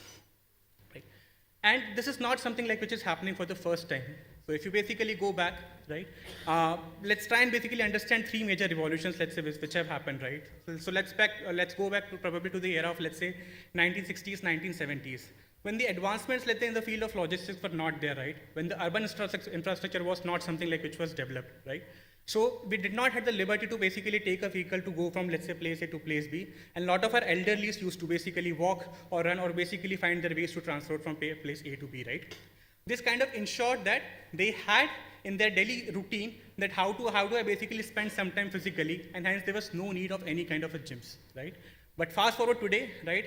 Look at the number of gyms like which are popping up in all of the cities, let's say towns or villages, right? Because the physical labor is something which we have taken out of our lives. take the same example in the field of computing, right? When calculators were not there, and I think you guys were not allowed to use calculators in exam, but I think from first year onwards, you'll actually be having the access to scientific calculator. So going forward, you're also going to realize that your calculative abilities is something like which is actually going to go down because you have a partner, right, who can actually do the job with you. The same thing is actually going to happen as and when, or it might happen as and when we are actually going to advance like in the field of AI. Because somebody else is trying to kind of do the critical thinking for you, right? And unless you have developed your critical thinking skills, you might not become, let's say, a very good, let's say, problem solver, right? So I think my only advice to, let's say, this group of students will be that you have enough amount of time which is going to be there at institute, right? And the only scarce resource that you have is basically your time. And there are going to be, let's say, a lot of things which are trying to, let's say, buy your attention. It could, let's say, movies, probably, let's say, sleeping overtime, probably chatting with friends, right? And doing like a bunch of things, right? But my only kind of advice to you is that out of the ample amount of, let's say, time that you're going to get, dedicate a small portion of time to read and write, because it's going to basically develop a very core skill in you, which is critical thinking, which might be, let's say, your edge in the age of, let's say, AI, which is going to come. So with these reflections, I will conclude my talk here, and I wish you all the best, a lot of growth, joy, and endless possibilities in your career. Thank you for your time.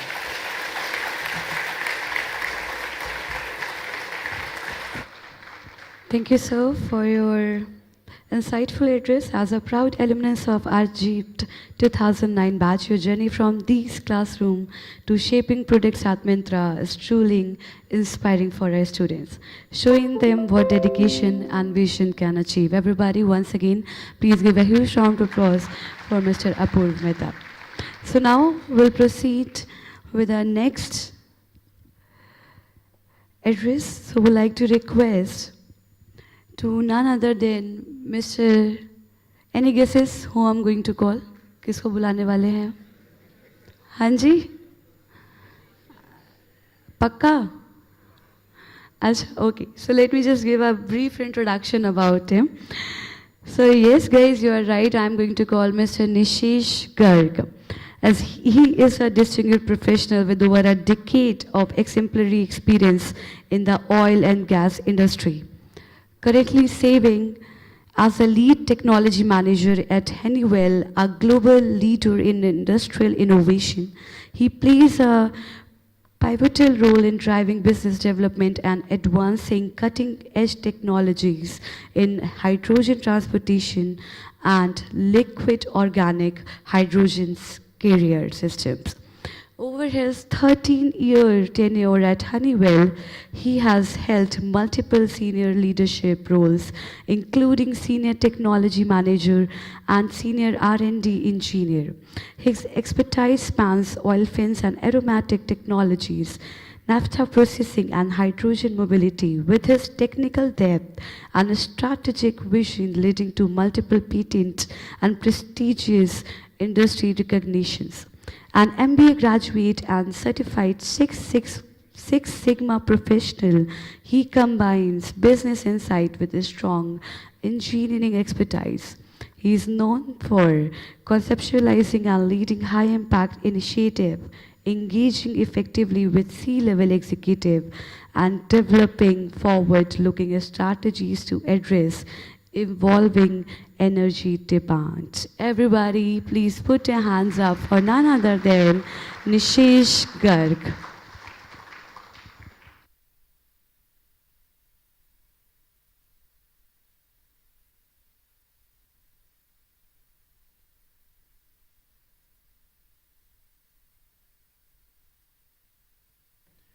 Good afternoon, everyone. I would like to start by thanking the institute and the organizer and my co-panelists here and you being here. Welcome everyone to RGIPT. It's consider me as one of you who was sitting here. I understand most of you would be of the age of 17 or 18 years.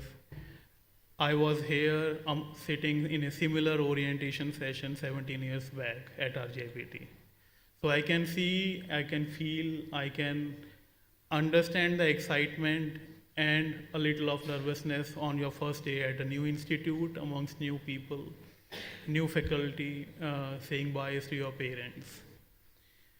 My words and my talk or advice will be to me 17 years back. So it's not coming from an industry professional or a very senior experienced person who is trying to diversify or tell his gyan to you. But what I have seen over my 17 years of experience that I would have liked me being told when I was in sitting chairs amongst you. All of us have heard a story of this, the blind man and the elephant. It's a famous story where there are 6 blind people who are looking after an elephant from various aspects. The only one thing that has been taken away from them is their sight, their viewing capacity. So they can touch, feel, and sense, and based on that, they see that the object or the living creature that they are touching, how it appears. It's very evident that it appears as a fan to someone who is near its ear, spear to who is looking after his tooth, snake who is looking after his tail, rope, and the tree around his foot. We all understand, as we see from a third eye perspective, that they all are wrong, but correct also because of the senses and the understanding that their senses is giving them based on their touch and feel. So how to go about it, right? What I would like to tell you is that it's a similar story about the students and the industry. The elephant in case here is the industry. To whichever stream you might connect to whichever stream you are students of, be it of computer, be it of chemical or mechanical. The industry is a very giant elephant, and you will be looking at different aspects of it through your courses here, starting today over the next 4 years. So how do you go about it and build an understanding, a holistic understanding about this industry? It's by changing roles. It's by discussion. It's by debate. It's by seeing that how different aspects can be, either by experience or listening to others' stories or others' experiences. That will help you build the real crux of how industry belongs and of which you will be a part tomorrow.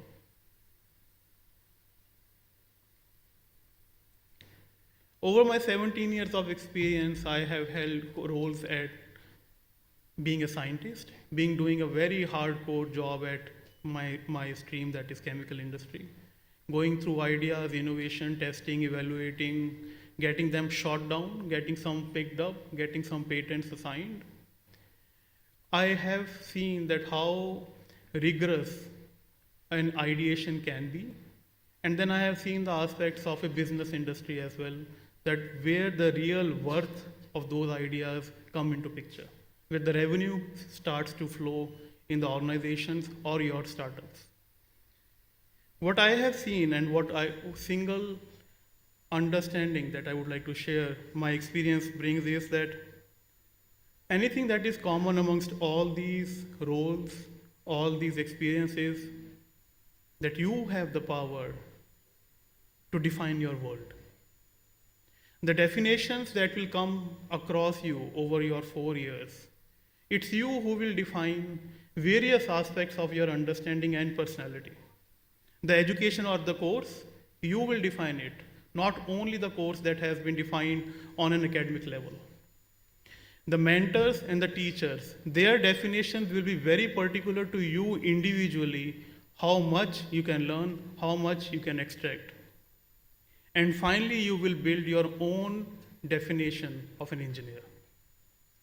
Once you start to build that definition of an engineer, you will start to see that you have the power to define the industry, like here, your job roles, the products of your courses or your streams, the markets, and hence the future.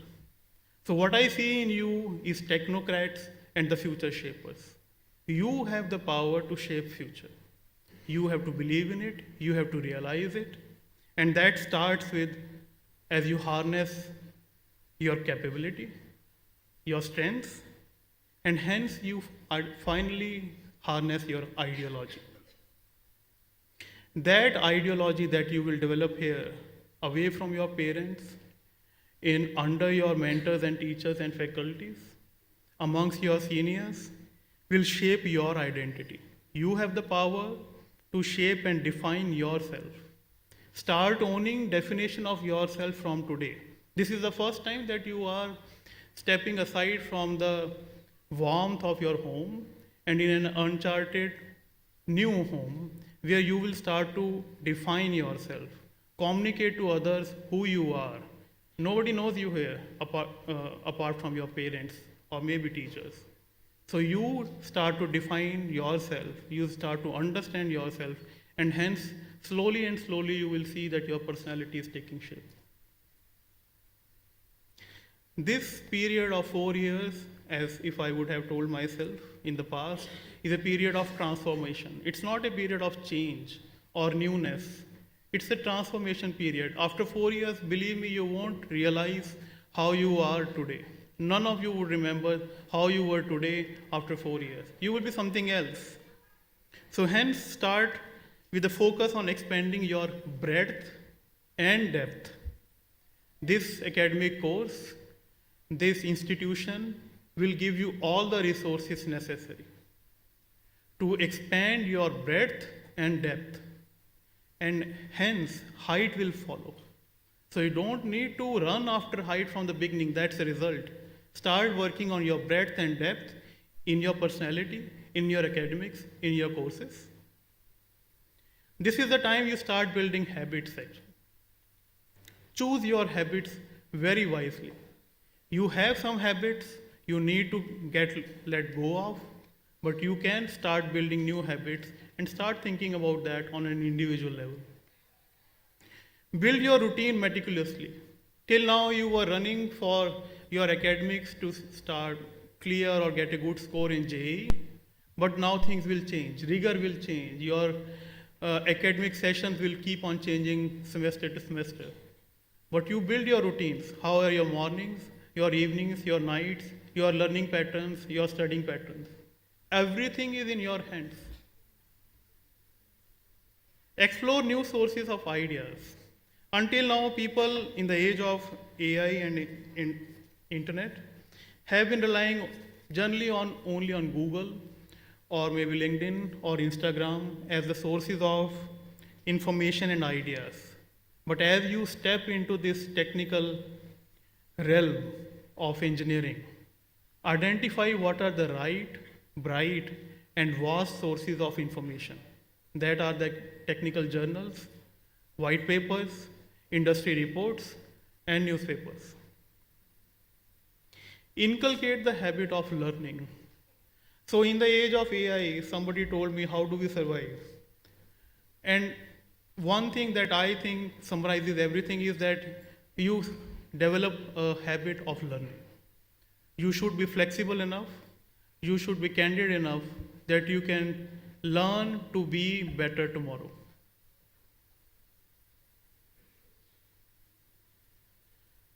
In this age, as you will go from year 1 to 4, my suggestion to you all would be that you inculcate the habit of synthesizing. Synthesize your ideas, articulate your ideas, be it technical, be it non-technical, be it behavioral, cultural, or your understanding of the world. Synthesizing your ideas will help you a lot as you progress in your career going after this course completion. You might realize that all my points are not specific to a particular industry or a course. It's specific to a person who imbibe these, and you will be ready to go and launch yourself. The synthesis can be in the form of new projects, white papers. Deliberate and debate with your mentors and faculty on the aspects that are new to you but engaging. Identify your strengths. Test your weaknesses and explore the uncharted. As the speakers before me have told, network amongst yourself. Network not just in your particular stream. and identify ideas that are cross-departmental. That is the need of the hour, that is the need of the energy sector. Our institute's name does have petroleum in it, but everyone before me has emphasized on the fact that we are in an energy institute. The energy institute that delves into not only energy that comes from petroleum, but everything, the initial source being sun, right? And this industry, believe me, all the facts have been stated before me, a large and great work is happening in India, and a lot of new ideation, products, and startups are required in this industry. For some example, there are still technological evolution happening in electrolyzer industry. We are still to build our own indigenous electrolyzer technology, scaled up, commercial. There are a lot of scope for carbon sequestration. There are a lot of technological ideas that can come for SAF production or ammonia synthesis. So these are certain ideas that will help you through your time at RJPT. Please do connect with me on LinkedIn. I would happy to help you and share my experiences. Thank you.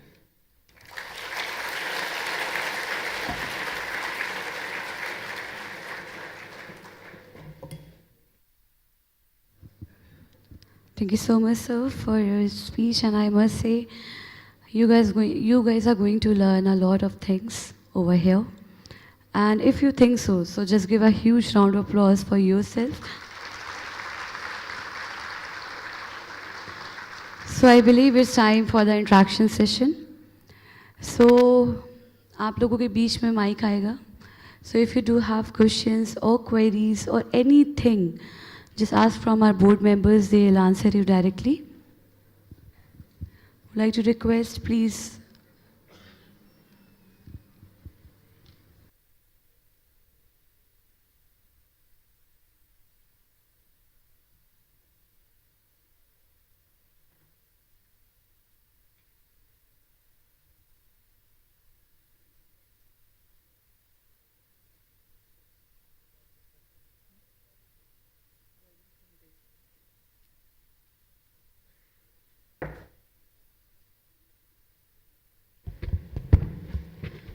The session is open for all of you.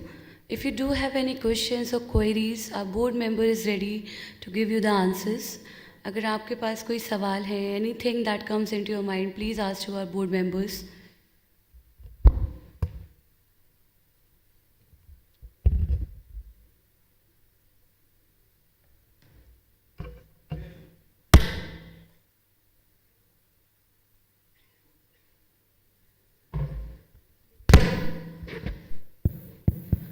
Is there anybody? Just raise your hand.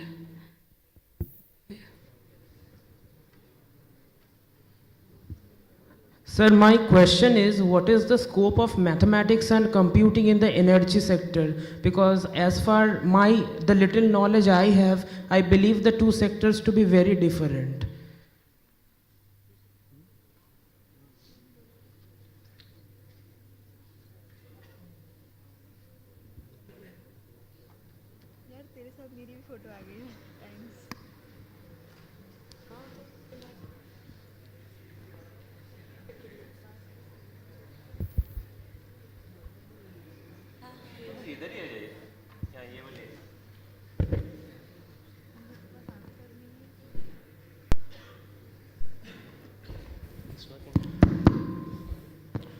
So I guess if I can recall the question is, what is the role of mathematics and computing in the energy sciences?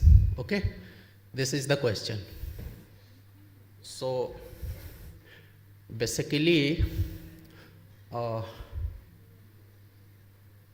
first of all, I want to tell you that mathematics is a very wide subject with many options.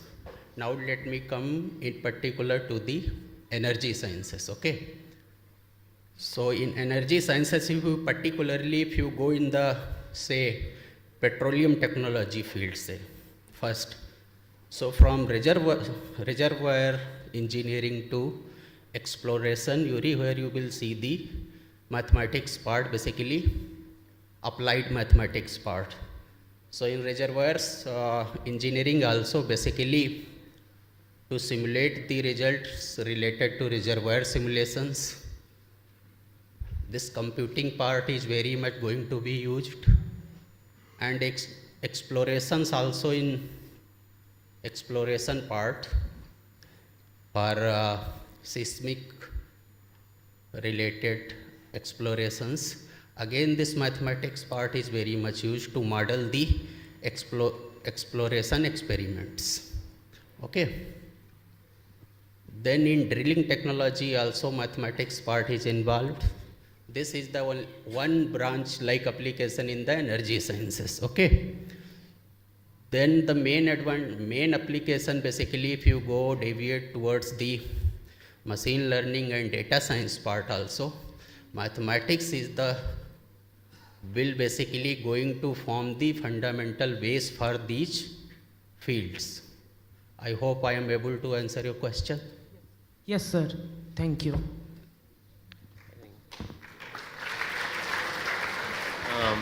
I just introduced, he's a HOD of MNC he's dealing in, he's a Manoj Rajput. Maybe next time whoever answer, please introduce yourself.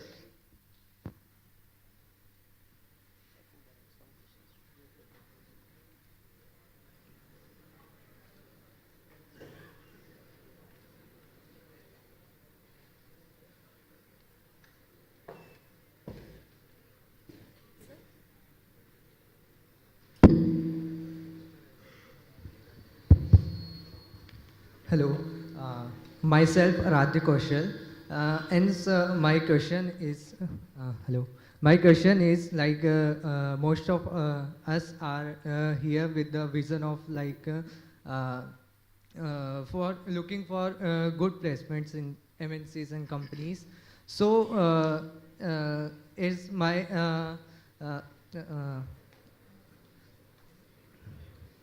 जैसे मेरा जो subject है वो information technology से, तो उसमें जो companies हैं उन्हें हमसे क्या चाहिए इस एनर्जी से रिलेटेड, प्लस इसमें जो हमें करना होगा कंपनीज के लिए.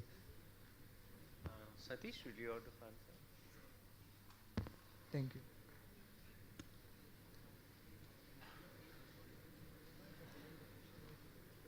आप तो कल जो सेशन होगा आफ्टरनून का वो आज आप ही सब पूछ लेना चाहते हैं.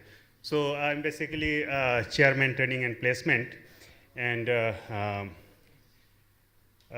so the question was about IT and energy, right? Is that the question? Yes, sir. Okay, so IT industry works, if you look at any of the big oil and gas companies, they have a huge a section for IT, okay? Whether it's related to day-to-day work or even going into exploration activities, तो सभी जगह जो है उनका IT में रहता है, ठीक है ना. और हम लोग का जो IT का जो प्लेसमेंट अभी जो है CDC बनाया गया है, करियर डेवलपमेंट सेल, जो कि बेंगलोर से ऑपरेट कर रहा है. And most of you will be moving to Bangalore campus in the 4th year, where you will be looking at a lot of IT opportunities there. वहाँ पर जो है बहुत सारे startups and big companies are working for IT. ठीक है? Yeah, Satish, maybe I'll just add on this. When you start IT anything, you require one real application, so that will be taught here. But it doesn't mean that it is going to be only the energy sector which will be giving you the job. There are many other companies. So as Satish has mentioned, that when you go to Bangalore, you will be seeing maybe around 25 different companies. They will ask you only what you have done. You need to prove that whatever you have done, it is a meaningful, logical, and everything is correct. then they may hire you in other sectors also, if you wish. Right? So this is what I'm just trying to convey. Sir, but like what exactly company wants from us? Every company will give a separate brief. When they advertise, they come to the campus, they will send some sort of write-up, what is their expectation. Maybe these two people are also there who have been hiring the people, maybe students, they can give some answer also on that. Kunal, what he's saying? Yes, sir, please. It's a very difficult question. It depends. It's fine. So it depends on basically which stream the company is looking onto the profile and all those stuff. And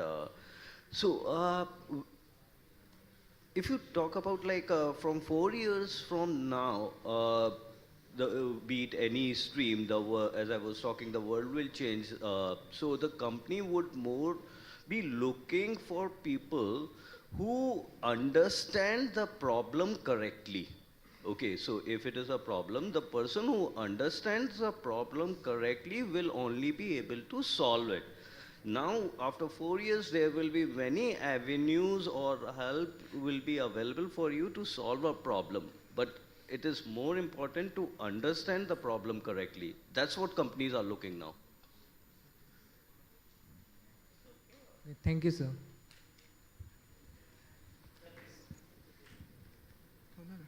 Good evening, sir. Add on. Are you there?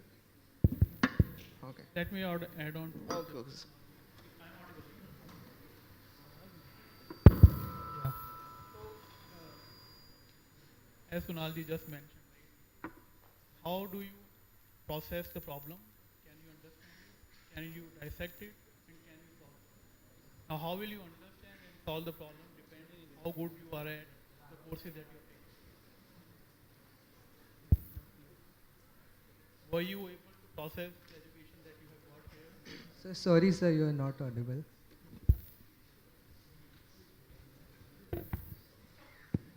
So Kunalji just mentioned that you need to understand the problem, and that's what the companies are looking for. Let me dissect it, which is simpler for you, right?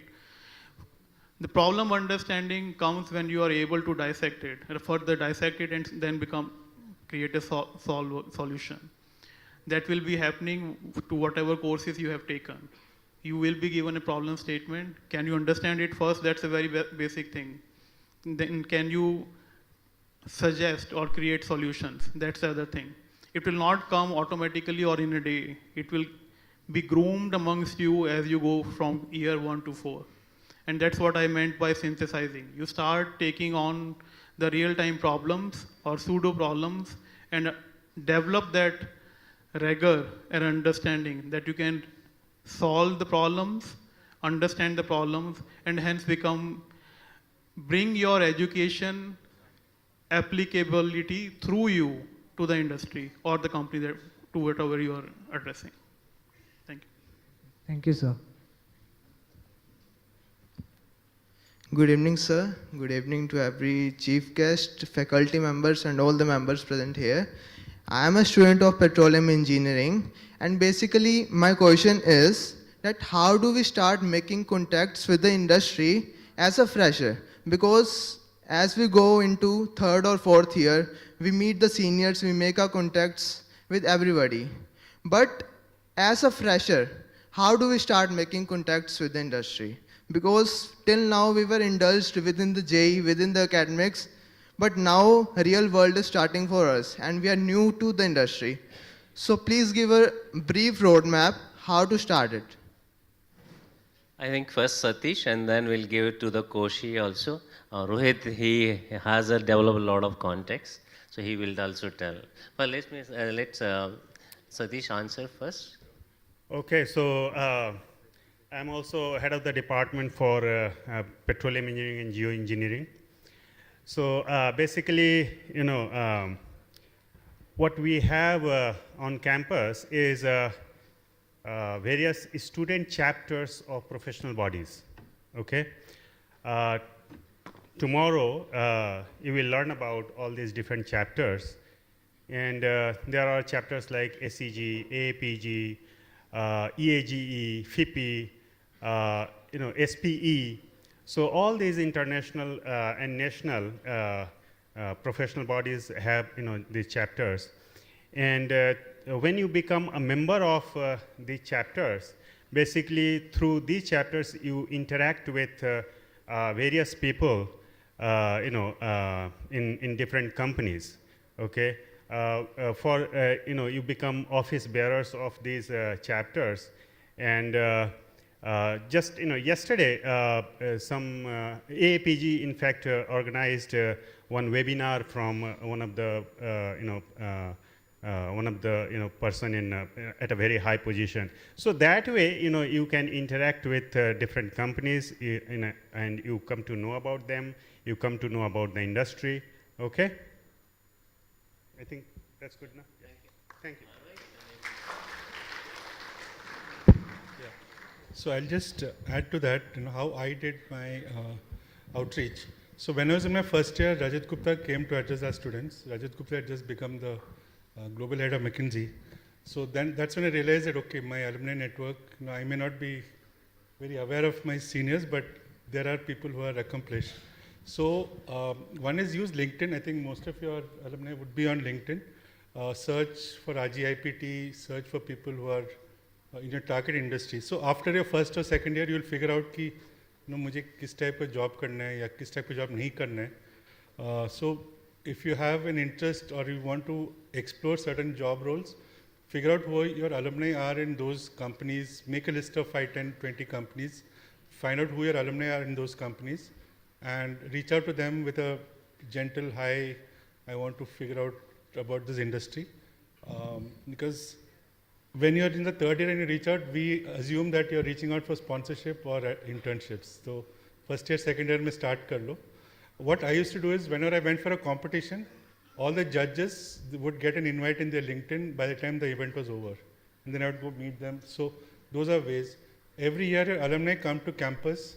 So make it a point to meet all of them, exchange numbers, all of that.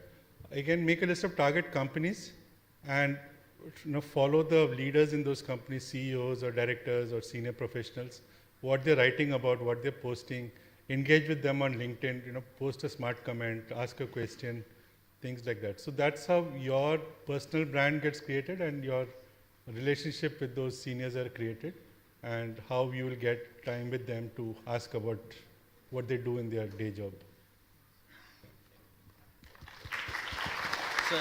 So are you got an answer or you want more? Yes, sir. Sir, as you said that develop hobbies like make YouTube channel, vlog. I'll just maybe say request Shailesh to elaborate a little bit more on answer that.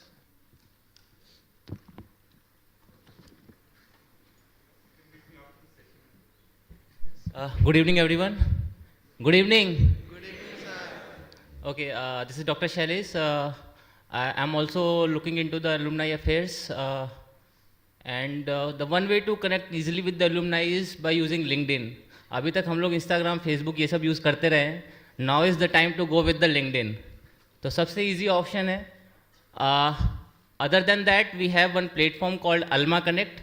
I'll share the link with you guys. You can join on the Alma Connect and you will find most of the alumni on that platform as well. And you can, through Alma Connect, you can see who are your alumni. You can reach out to them on the Alma Connect itself, or you can reach out to them through LinkedIn. If you have problem reaching out to them by yourself, you can always come to me or the other faculty members who are looking into the alumni affairs. We will try to connect with the concerned alumni who can help you actually.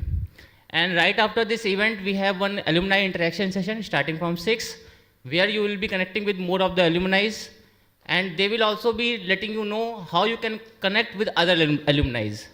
So this way you can go ahead. Other than that, Professor Satish just told you that we have different student chapter. हमारे यहाँ छोटे-छोटे student chapter हैं, society kind of है, जिसमें जो student ही run करते हैं, student ही उनका president होता है, student ही secretary होता है. When you run those chapters, with the help of your seniors, you will be organizing event, or you will be inviting alumni, you will be inviting industry personnels, and you will be interacting them directly. So you will learn the skill how to connect with them. You will learn how to cooperate with fellow peer. So you will develop those skills all the time, and this way you can design yourself to have a good communication skill and connect with your alumni and groom your skills. Thank you. I hope it's answering your question. Sir, I saw you at Alumnus Meet at Bengaluru, and also my I think concern was... we should go to next question. No. Sir, actually, as you said that make hobbies, YouTube channel, vlogs. So it's a major concern that RGIPT students don't make too much vlogs, and not on YouTube also, there's not so much content for freshers. I also face so much difficulty in searching, and mom, parents, everyone of my family was concerned that how is this college, and in that meet you also said that make some videos on RJPT, make of alumni, and that helped my parents so much.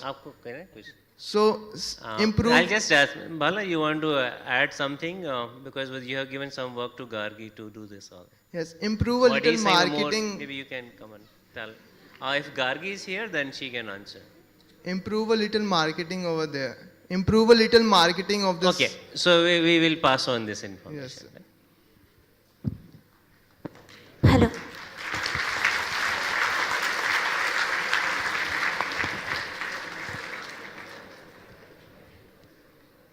Namaskar. My name is Anvesha Kalita and I am from Assam. Now the student of petroleum engineering. So first of all, thank you to giving me this opportunity. My question is that, as we all know, after the completion of B.Tech, we most of them got placement in the different companies. So, what the petroleum engineers actually do? I mean, in the practical field, what they have to do? What their works, professions? What their professions?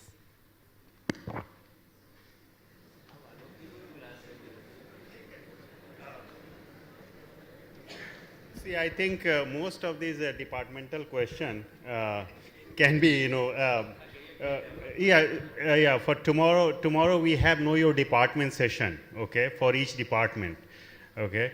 So I think we will discuss there more about it. We will also show you, in fact, videos and all these things, what petroleum engineers do actually, okay, and what is their role in the society. So all these things, we will talk about these things tomorrow, okay.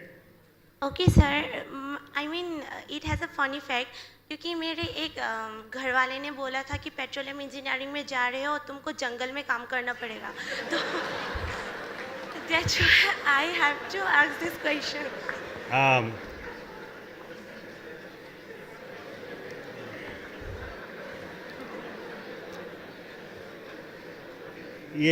ये जो कहना है ना कि जंगल में काम करना पड़ेगा सभी को, तो ये थोड़ा सा मिसलीडिंग है, ठीक है ना. See, the thing is, oil is not found in where like you have this city in Bombay or these places. We are not going to find oil there. But the thing is, it may be difficult places. Doesn't mean that you will be working right there on those offshore platforms. Maybe you will be operating, sitting in Delhi in your AC office and remotely operating this entire stuff right from your office, okay?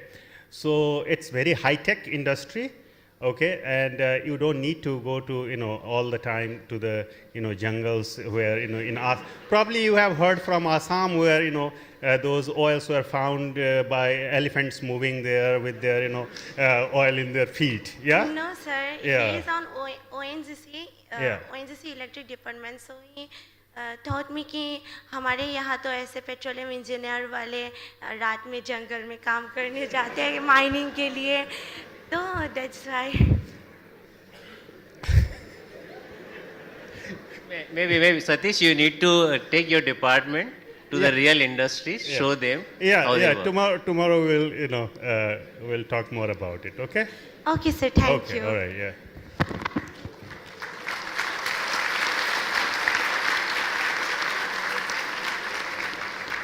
Hello.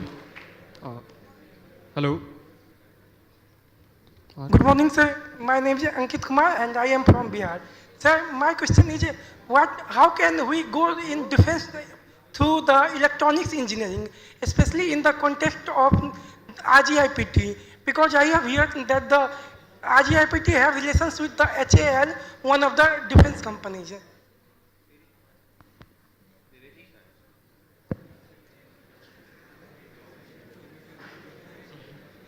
Electrical and electronics, right? So maybe the HOD electrical electronics is not here. Maybe you can take tomorrow. He will answer in department itself, right? So as you say, now coming to the electrical electronics, I can give some information. Now world is changing, and we require a lot of sensors. As Satish has mentioned, that you can sit in your office and you can remotely control everything. That cannot be done without sensors, without electronics, right? And highest growth in my view will be always in electrical electronics. Computers, ITs and all may not reach to that level, but electrical electronics can reach to that level. Only thing, we need to be little more innovator. We require more innovation. We require really more work. What is happening presently, we keep importing the sensors, which is not correct. So that's why we are going to give a little more boost to your department. We will be setting the lab. So you people make all those sensors. Is any electrical electronics person sitting? You are here. Maybe you can, yeah. Amrish, you can come here because you are working in sensors area, right?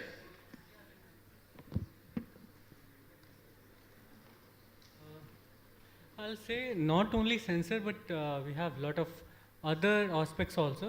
Especially, I think you are asking for defense. So it is starting from signal processing too. So it will start from signal processing, then you have flexible devices, then you have, see, you can count microwave, multiple things are there. And let me tell you, defense sector, they want these areas. They want electronic materials too at the same time. They want, yes, especially Professor, saying that sensor, yes, of course, the sensor is one of the biggest part, but lot more areas are there and we have to work on. And let me tell you one more thing here that, see, it's not like that only one part, one area that is electronics. It is like mixing of all. Like for example, if you have machine learning, artificial intelligence, you can mix with signal processing, you can do prediction, you can do lot wonder things you can think even. So that is why I'm saying this is the area where we have a lot more thing to do, lot more thing to explore, and a lot of researchers going on. And further, if you have any question, we have tomorrow's session too. Thank you. Thank you, sir.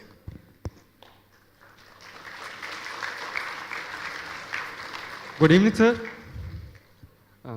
Sorry if I'm being too forward about my career planning, but if I have to choose between preparing for admitting into a one-year course of Masters of Engineering at UC Berkeley or going through CAT in hope of getting into reputed institutes like IIM Lucknow, which is better for a graduate from energy sector, irrespective of my personal interest at that time that I would not know at present now?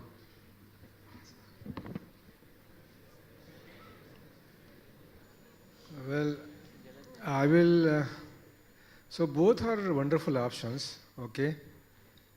And choice will be totally guided by your future dreams, how you will find them instrument to realize that. IIM Lucknow or any IIM will take you somewhere in corporate world to make a great career. And one is sitting here right with us. UC Berkeley, Princeton, MIT will take you to a world global marketplace, and you will also probably inspired by a lot of innovations happening in Silicon Valley, and you might be having a chance of becoming a billionaire also. Steve Jobs, Mark Zuckerberg, and then your name. Thank you, sir. You want to add anything, Chair? Do you want to add anything? Hello, sir. So my question is like, do you guys still have conflict with your inner self and sabotage your decision in your respective fields? And whatever you have achieved, or you are calmer, like having a sleepless night over a decision? Because I'm a sports person. Like, yeah. Because I could not understand. Like I'm a sports person and like you make decision every day. I have played states. So my question is like, do you guys still have conflict with your inner self and sabotage your decision in your respective fields? Like whatever you have achieved over this period of time, or aging has changed things. बताया कुछ? I see he's a dean of a student. You can contact him because I could not understand your question properly. If you have something in writing, maybe you can show to him. No, it's not on writing. It's like having inner conflict over a decision.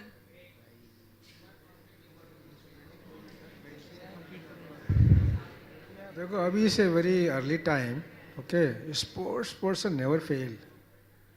You are a sports person, isn't it? Just keep it going, and you will find answer in due course. अभी early time है, first year है ना आपका? It's the first year. अभी 3 more years are left.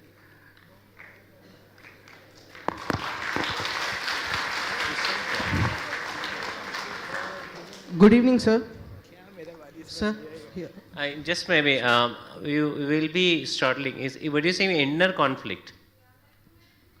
Okay, you are not able to decide something on that. Is it? Yeah. So maybe just I will announce. We will be shortly starting some wellness club. We'll be going with the online services where student, faculty, everybody will be getting some password and login password. You can enter, you can interact with the system, and we'll be hiring those services also. अब तो बता दो.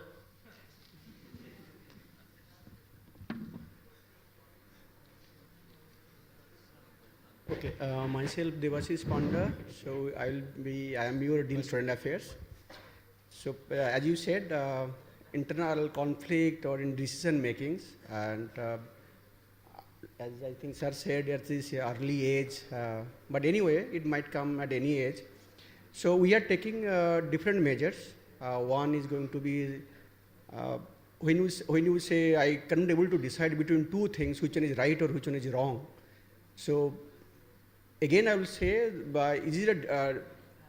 what is your destination? You decide first. If you decide the destination, the path become clear. Unless until you say, no, at the same time, you cannot keep, in the two boats floating. Decide destiny, path will automatically set, and go and strive.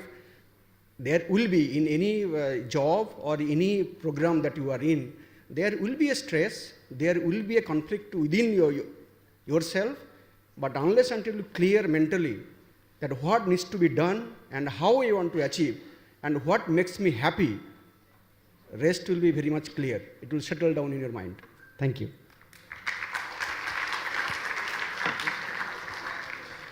Good evening, sir.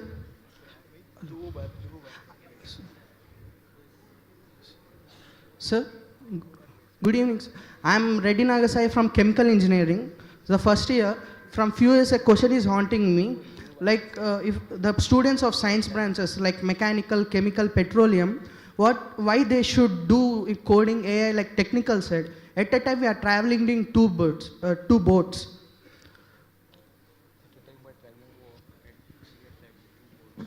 Say you are core branch guys. Why you want to go in AI, ML and all? Why chemical people, mechanical, they need a AI, ML? Maybe you can go to that side. He can answer. But you are HOD, so at least you introduce and you say that I'll answer tomorrow.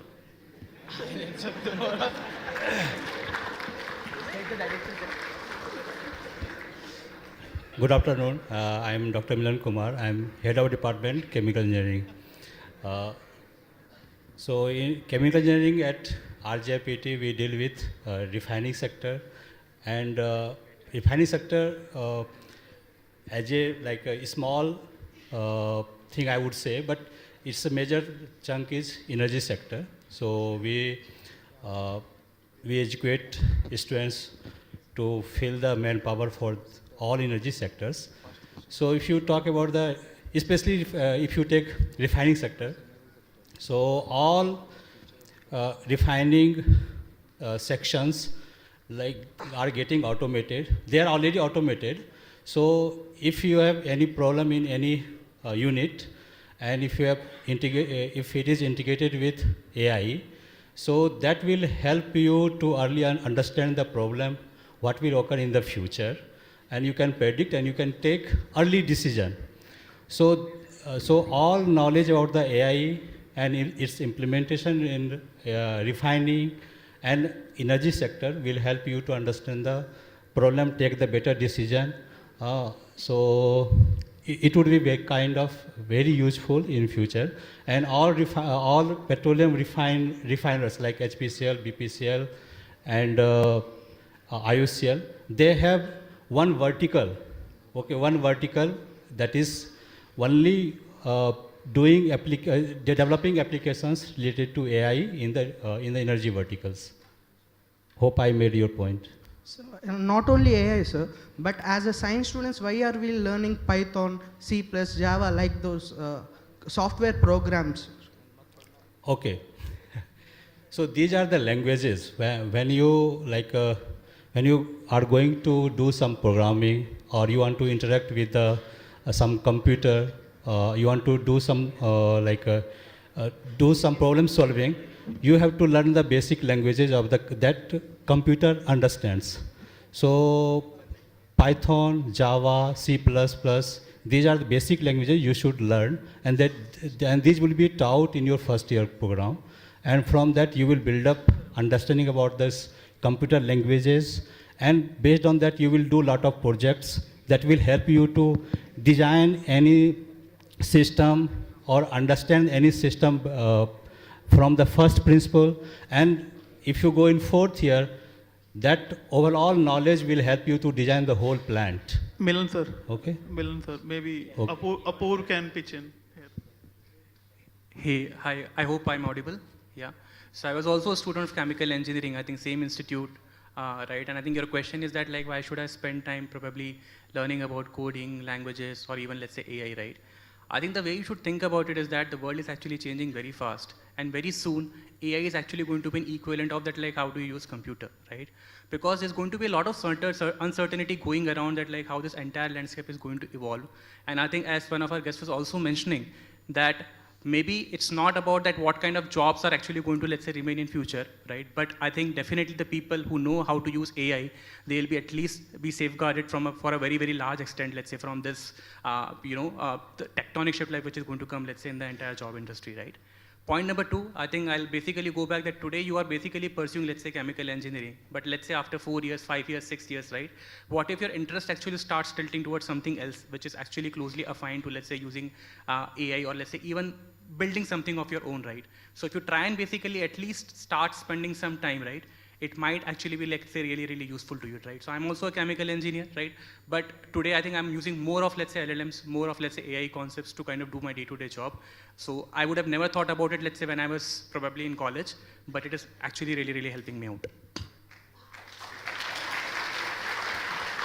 Let me add on to that. For the chemical industry, let's say you are a chemical engineer, you want to stay in chemical industry, even then why do you need such languages? And this is not specific to only chemical industry, any industry.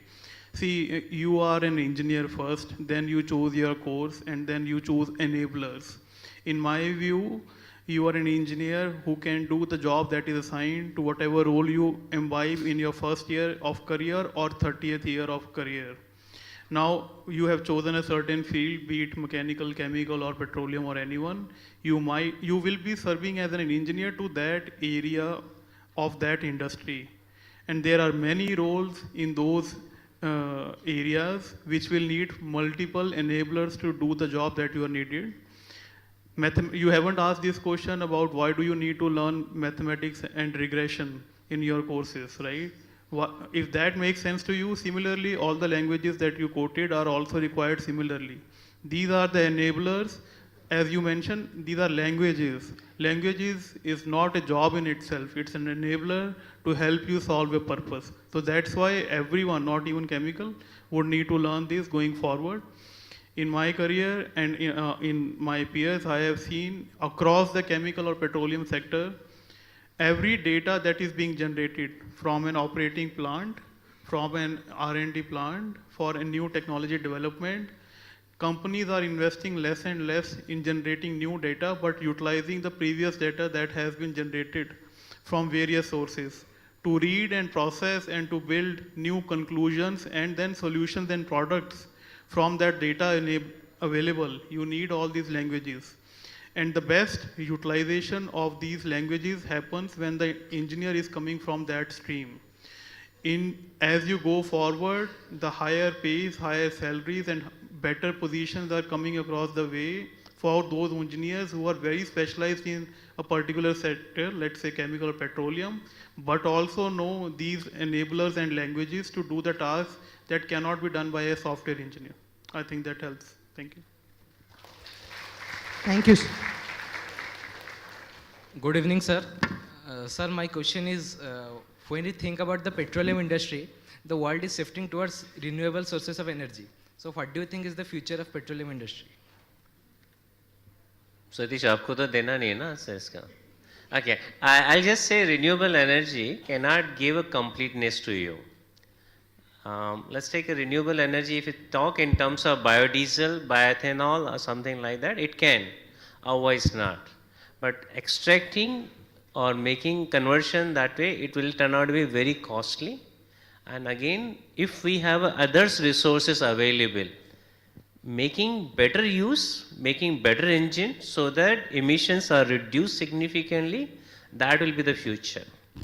We are not going to exhaust petroleum products. We have enough, right? Sometime maybe few years back, I had learned by 2020 petrol will be over, petroleum products will be over. Then somebody said 2047 will be over, 2070 will be over. But at least we are not able to see that. That's why we say better estimation using artificial intelligence, ML, will be more useful. You can predict much better manner. Now, even whatever we were extracting the oil, what was estimated, presently we are extracting more than 30%. That means always our initial guesses are getting wrong. As the technology is improving, things are getting better. No, petrol will not stop, diesel will not stop, only technology need to be changed. Maybe if anybody is there in petroleum, because I'm not from petroleum engineering, anybody wants to add anything? You want to add anything? आप उधर ही बैठ जाइए chair लेके.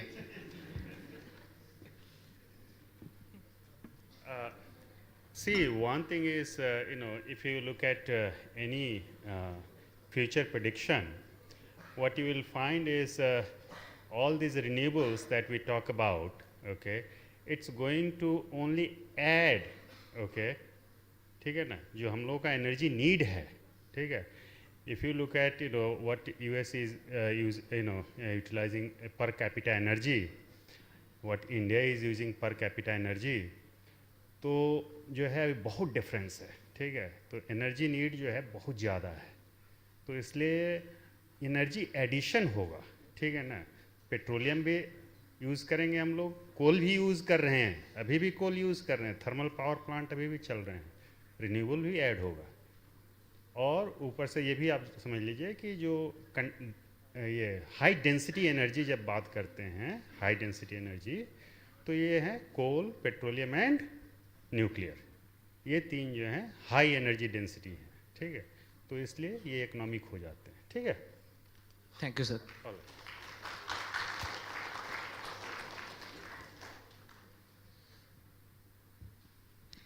Good evening, sir. I am a student of information technology. Sir, I want to build my own startup. From how can we thought that I am a fresher from now, we are from academics and JE, but we want to start our new chapter and build our startup. So what we do, from which year we want to take we want to meet alumni and industrial level. So your answer is on the way. Yeah, good evening. Myself, Bala. I'm your Dean R&D. Okay, so we have our Section 8 company in place, point number 1.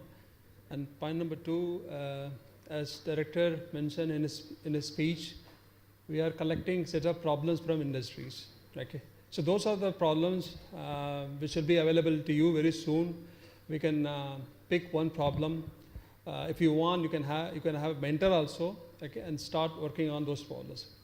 Because before starting up your own company, you should know the fundamentals, right? So the first job is to get your fundamentals right? Then you can think about starting your own company. Even for that, we have a system in place, and we have certain schemes to finance you also. That we will do it. Okay. The most suitable time would be the end of second year. Okay, that is the best time for you to start your own activities. Hope it makes sense. Thank you. Hello, sir. Hello, sir. My question is, what is successful means? What is mean by a successful person? Maybe this should be the last question. Reason being, we need to wind up. We have a break, and then we have a next session 6 o'clock also. They may be waiting. But I believe that success can be answered by everybody. For me, success is basically happiness. If I'm happy, I'm successful. That's the only thing for me.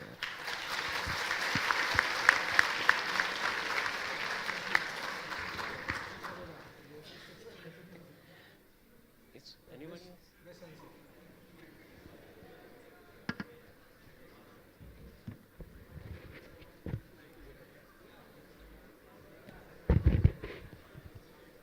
I hope.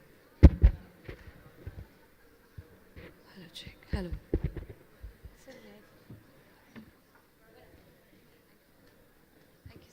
Hello, check. So I believe your questions are clear right now. Have you got the answers, guys? Okay, that's great. So I believe it's a high time to proceed with the last stage of the event. I hope so. Already we are on that. So for concluding this event, I would like to request our Dean of Academic Affairs, Professor Chanchal Kundu, to come upon the stage. So everybody, please give a huge round of applause for Professor Chanchal Kundu.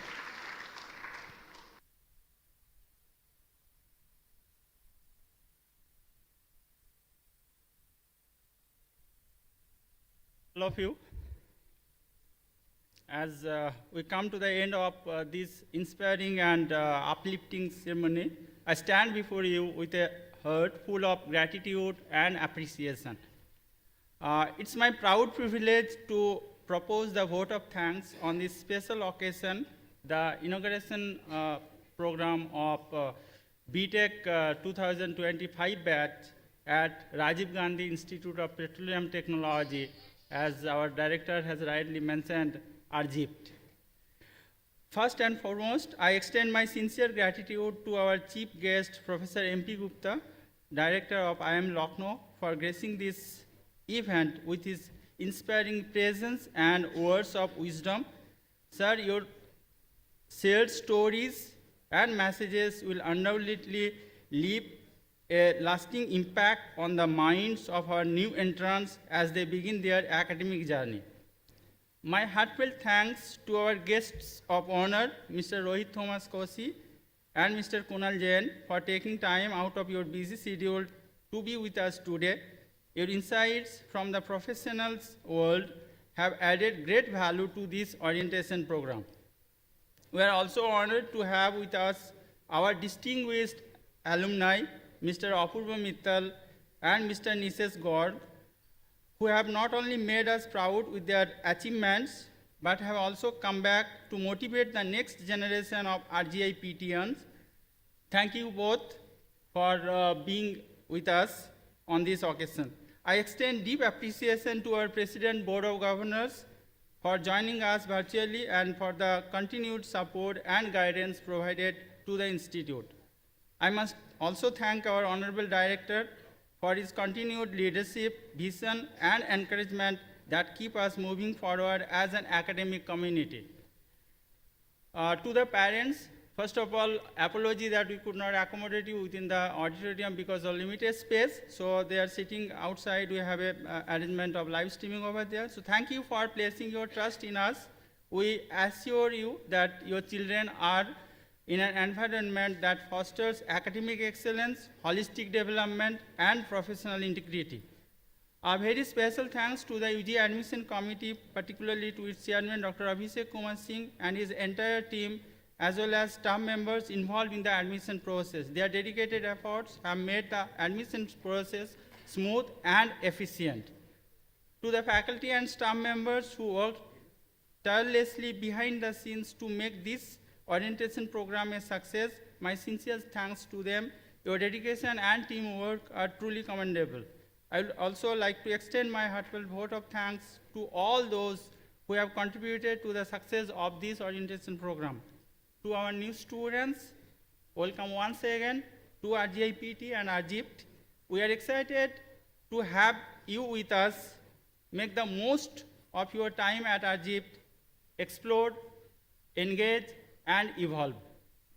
Finally, my thanks to everyone who joined us today in person and via the live stream for making this inaugural session memorable one. Let us continue to work together in building a vibrant academic community. Thank you. Jai Hind.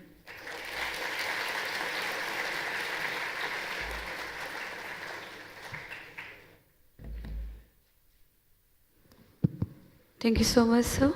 And I believe this is the last stage of this wonderful evening. But before that, we have a very important parent over here. So, Dr. J. Suresh, working as an associate professor in the Department of Chemistry at the Government Autonomous College established in 1857 in Rajahmundry and the Public Relation Officer. He is a recipient of Dr. Ambedkar National Fellowship Award, New Delhi. On behalf of the parents of the 2025 batch, he expressed his vote of thanks. So, would like to request to Dr. J. Suresh, please come up on the stage. Everybody, please give a huge round of applause for him.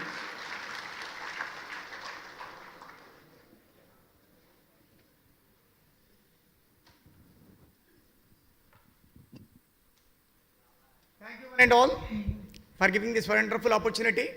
Now this is the time for us, in turn from the fraternity of the parents and the students of 2025 batch at the rate of RGIPT. Still far we come across with various conclusions and discussions and deliberations from the various faculty members, from the esteemed, distinguished IITMs, IIMs, whatnot, the global scenario of all the intellectuals are in this great platform. So let me introduce myself. I am Dr. J. Suresh, working as an associate professor. So working as an associate professor in the Department of Chemistry, representing 172 years of legacy of our great institution in the entire country. Our college was established in 1853 at Rajahmundry during the yesteryears of British regime government. The colleges were being established at that time one is Kumbakonam College in Tamil Nadu, Madras Presidency, and third is ours college, Government Autonomous College, Rajahmundry. At the outset, I am feeling very proud and feeling very happy to be associated at this great, wonderful global platform. On behalf of the entire family members, the parents, and the students of 2025 batch, I extend my hearty thanks for the wonderful cooperation and coordination given by the RGPIT family members. I extend my hearty thanks to the management committee members and our beloved, and he looks like a young dynamic leader. He's not a director, he's a leader who paves the way for the entire generations of this RGBIT pre and post. Pre and post, undoubtedly. So he's not acting as a director of this great organization, an autonomous, an institution of national importance, but he's acting like a leader. So who paved the young generations? See, my dear young students, ours is 140 crores of population, of which 60 crores of populations are of the age group between 18 to 30. Our country is seeking for a development headed by our Honorable Prime Minister Sri Narendra Modi ji for 2047 vision, passion and mission for a Vikasit Bharat. You, the young technocrats, chemocrats, whatnot, all the crats, you are having the capabilities. You try to improve the efficiency as per the new education policy of 2020 framed by the Government of India, by the Ministry of MHRD. So you have to incultivate your creativity, your critical thinking, and your analytical skills and your capabilities. Definitely this institution will pave all of us for the betterment of growth, prosperity, and these institutions will lead a great success to you for the next coming 4 years. We convey our special thanks once again to all the faculty, academic fraternity, the members of this organization or these institutions to give a good guidance and to give a holistic outlook for the betterment of these young generations, though they are away from their homes for the next 4 years. This is an institution where all the students, right from Kashmir to Kanyakumari and from Saurashtra to Silchar, all the entire country was being extended in this great platform. You are the pillars of this great country, and definitely the success of the institutions and the mentors of these organizations will bring you a lot for the betterment of your career and try to develop our country to a great extent as a developed country in future. So with these few words, I extend my hearty thanks to all the committee members, to all the directors, to all the entrepreneurs. Today they have motivated all of us. Tomorrow you will be in the position for the next coming generations. You must be a motivator. You must be a orientation preacher for the next. So may the Lord Parameshwara bless us all of you with good health, cheerful smile, wonderful achievements, and great prosperity. Thank you one and all, and thank you very much. Thank you, Dr. G. Suresh, for your thoughtful vote of thanks and for so elegantly acknowledging the contributions that made today's program a success. Everybody, please give a huge round of applause for him. So, I guess as we are proceeding with the last stage of this event, but before that, it's time to show our gratitude towards our nation as well. So, I guess there will be a national anthem. So, requesting to everybody, please stand at your places. जनगण मन अधिनायक जय हे भारत भाग्य विधाता पंजाब सिंध गुजरात मराठा द्राविड उत्कल बंगा विंध्य हिमाचल यमुना गंगा उच्चल जलधि तरंगा तव शुभ नामे जागे तव शुभ आशीष मांगे गाहे तव जय गाथा जन गण मंगलदायक जय हे भारत भाग्य विधाता जय हे जय हे जय हे जय जय जय जय हे.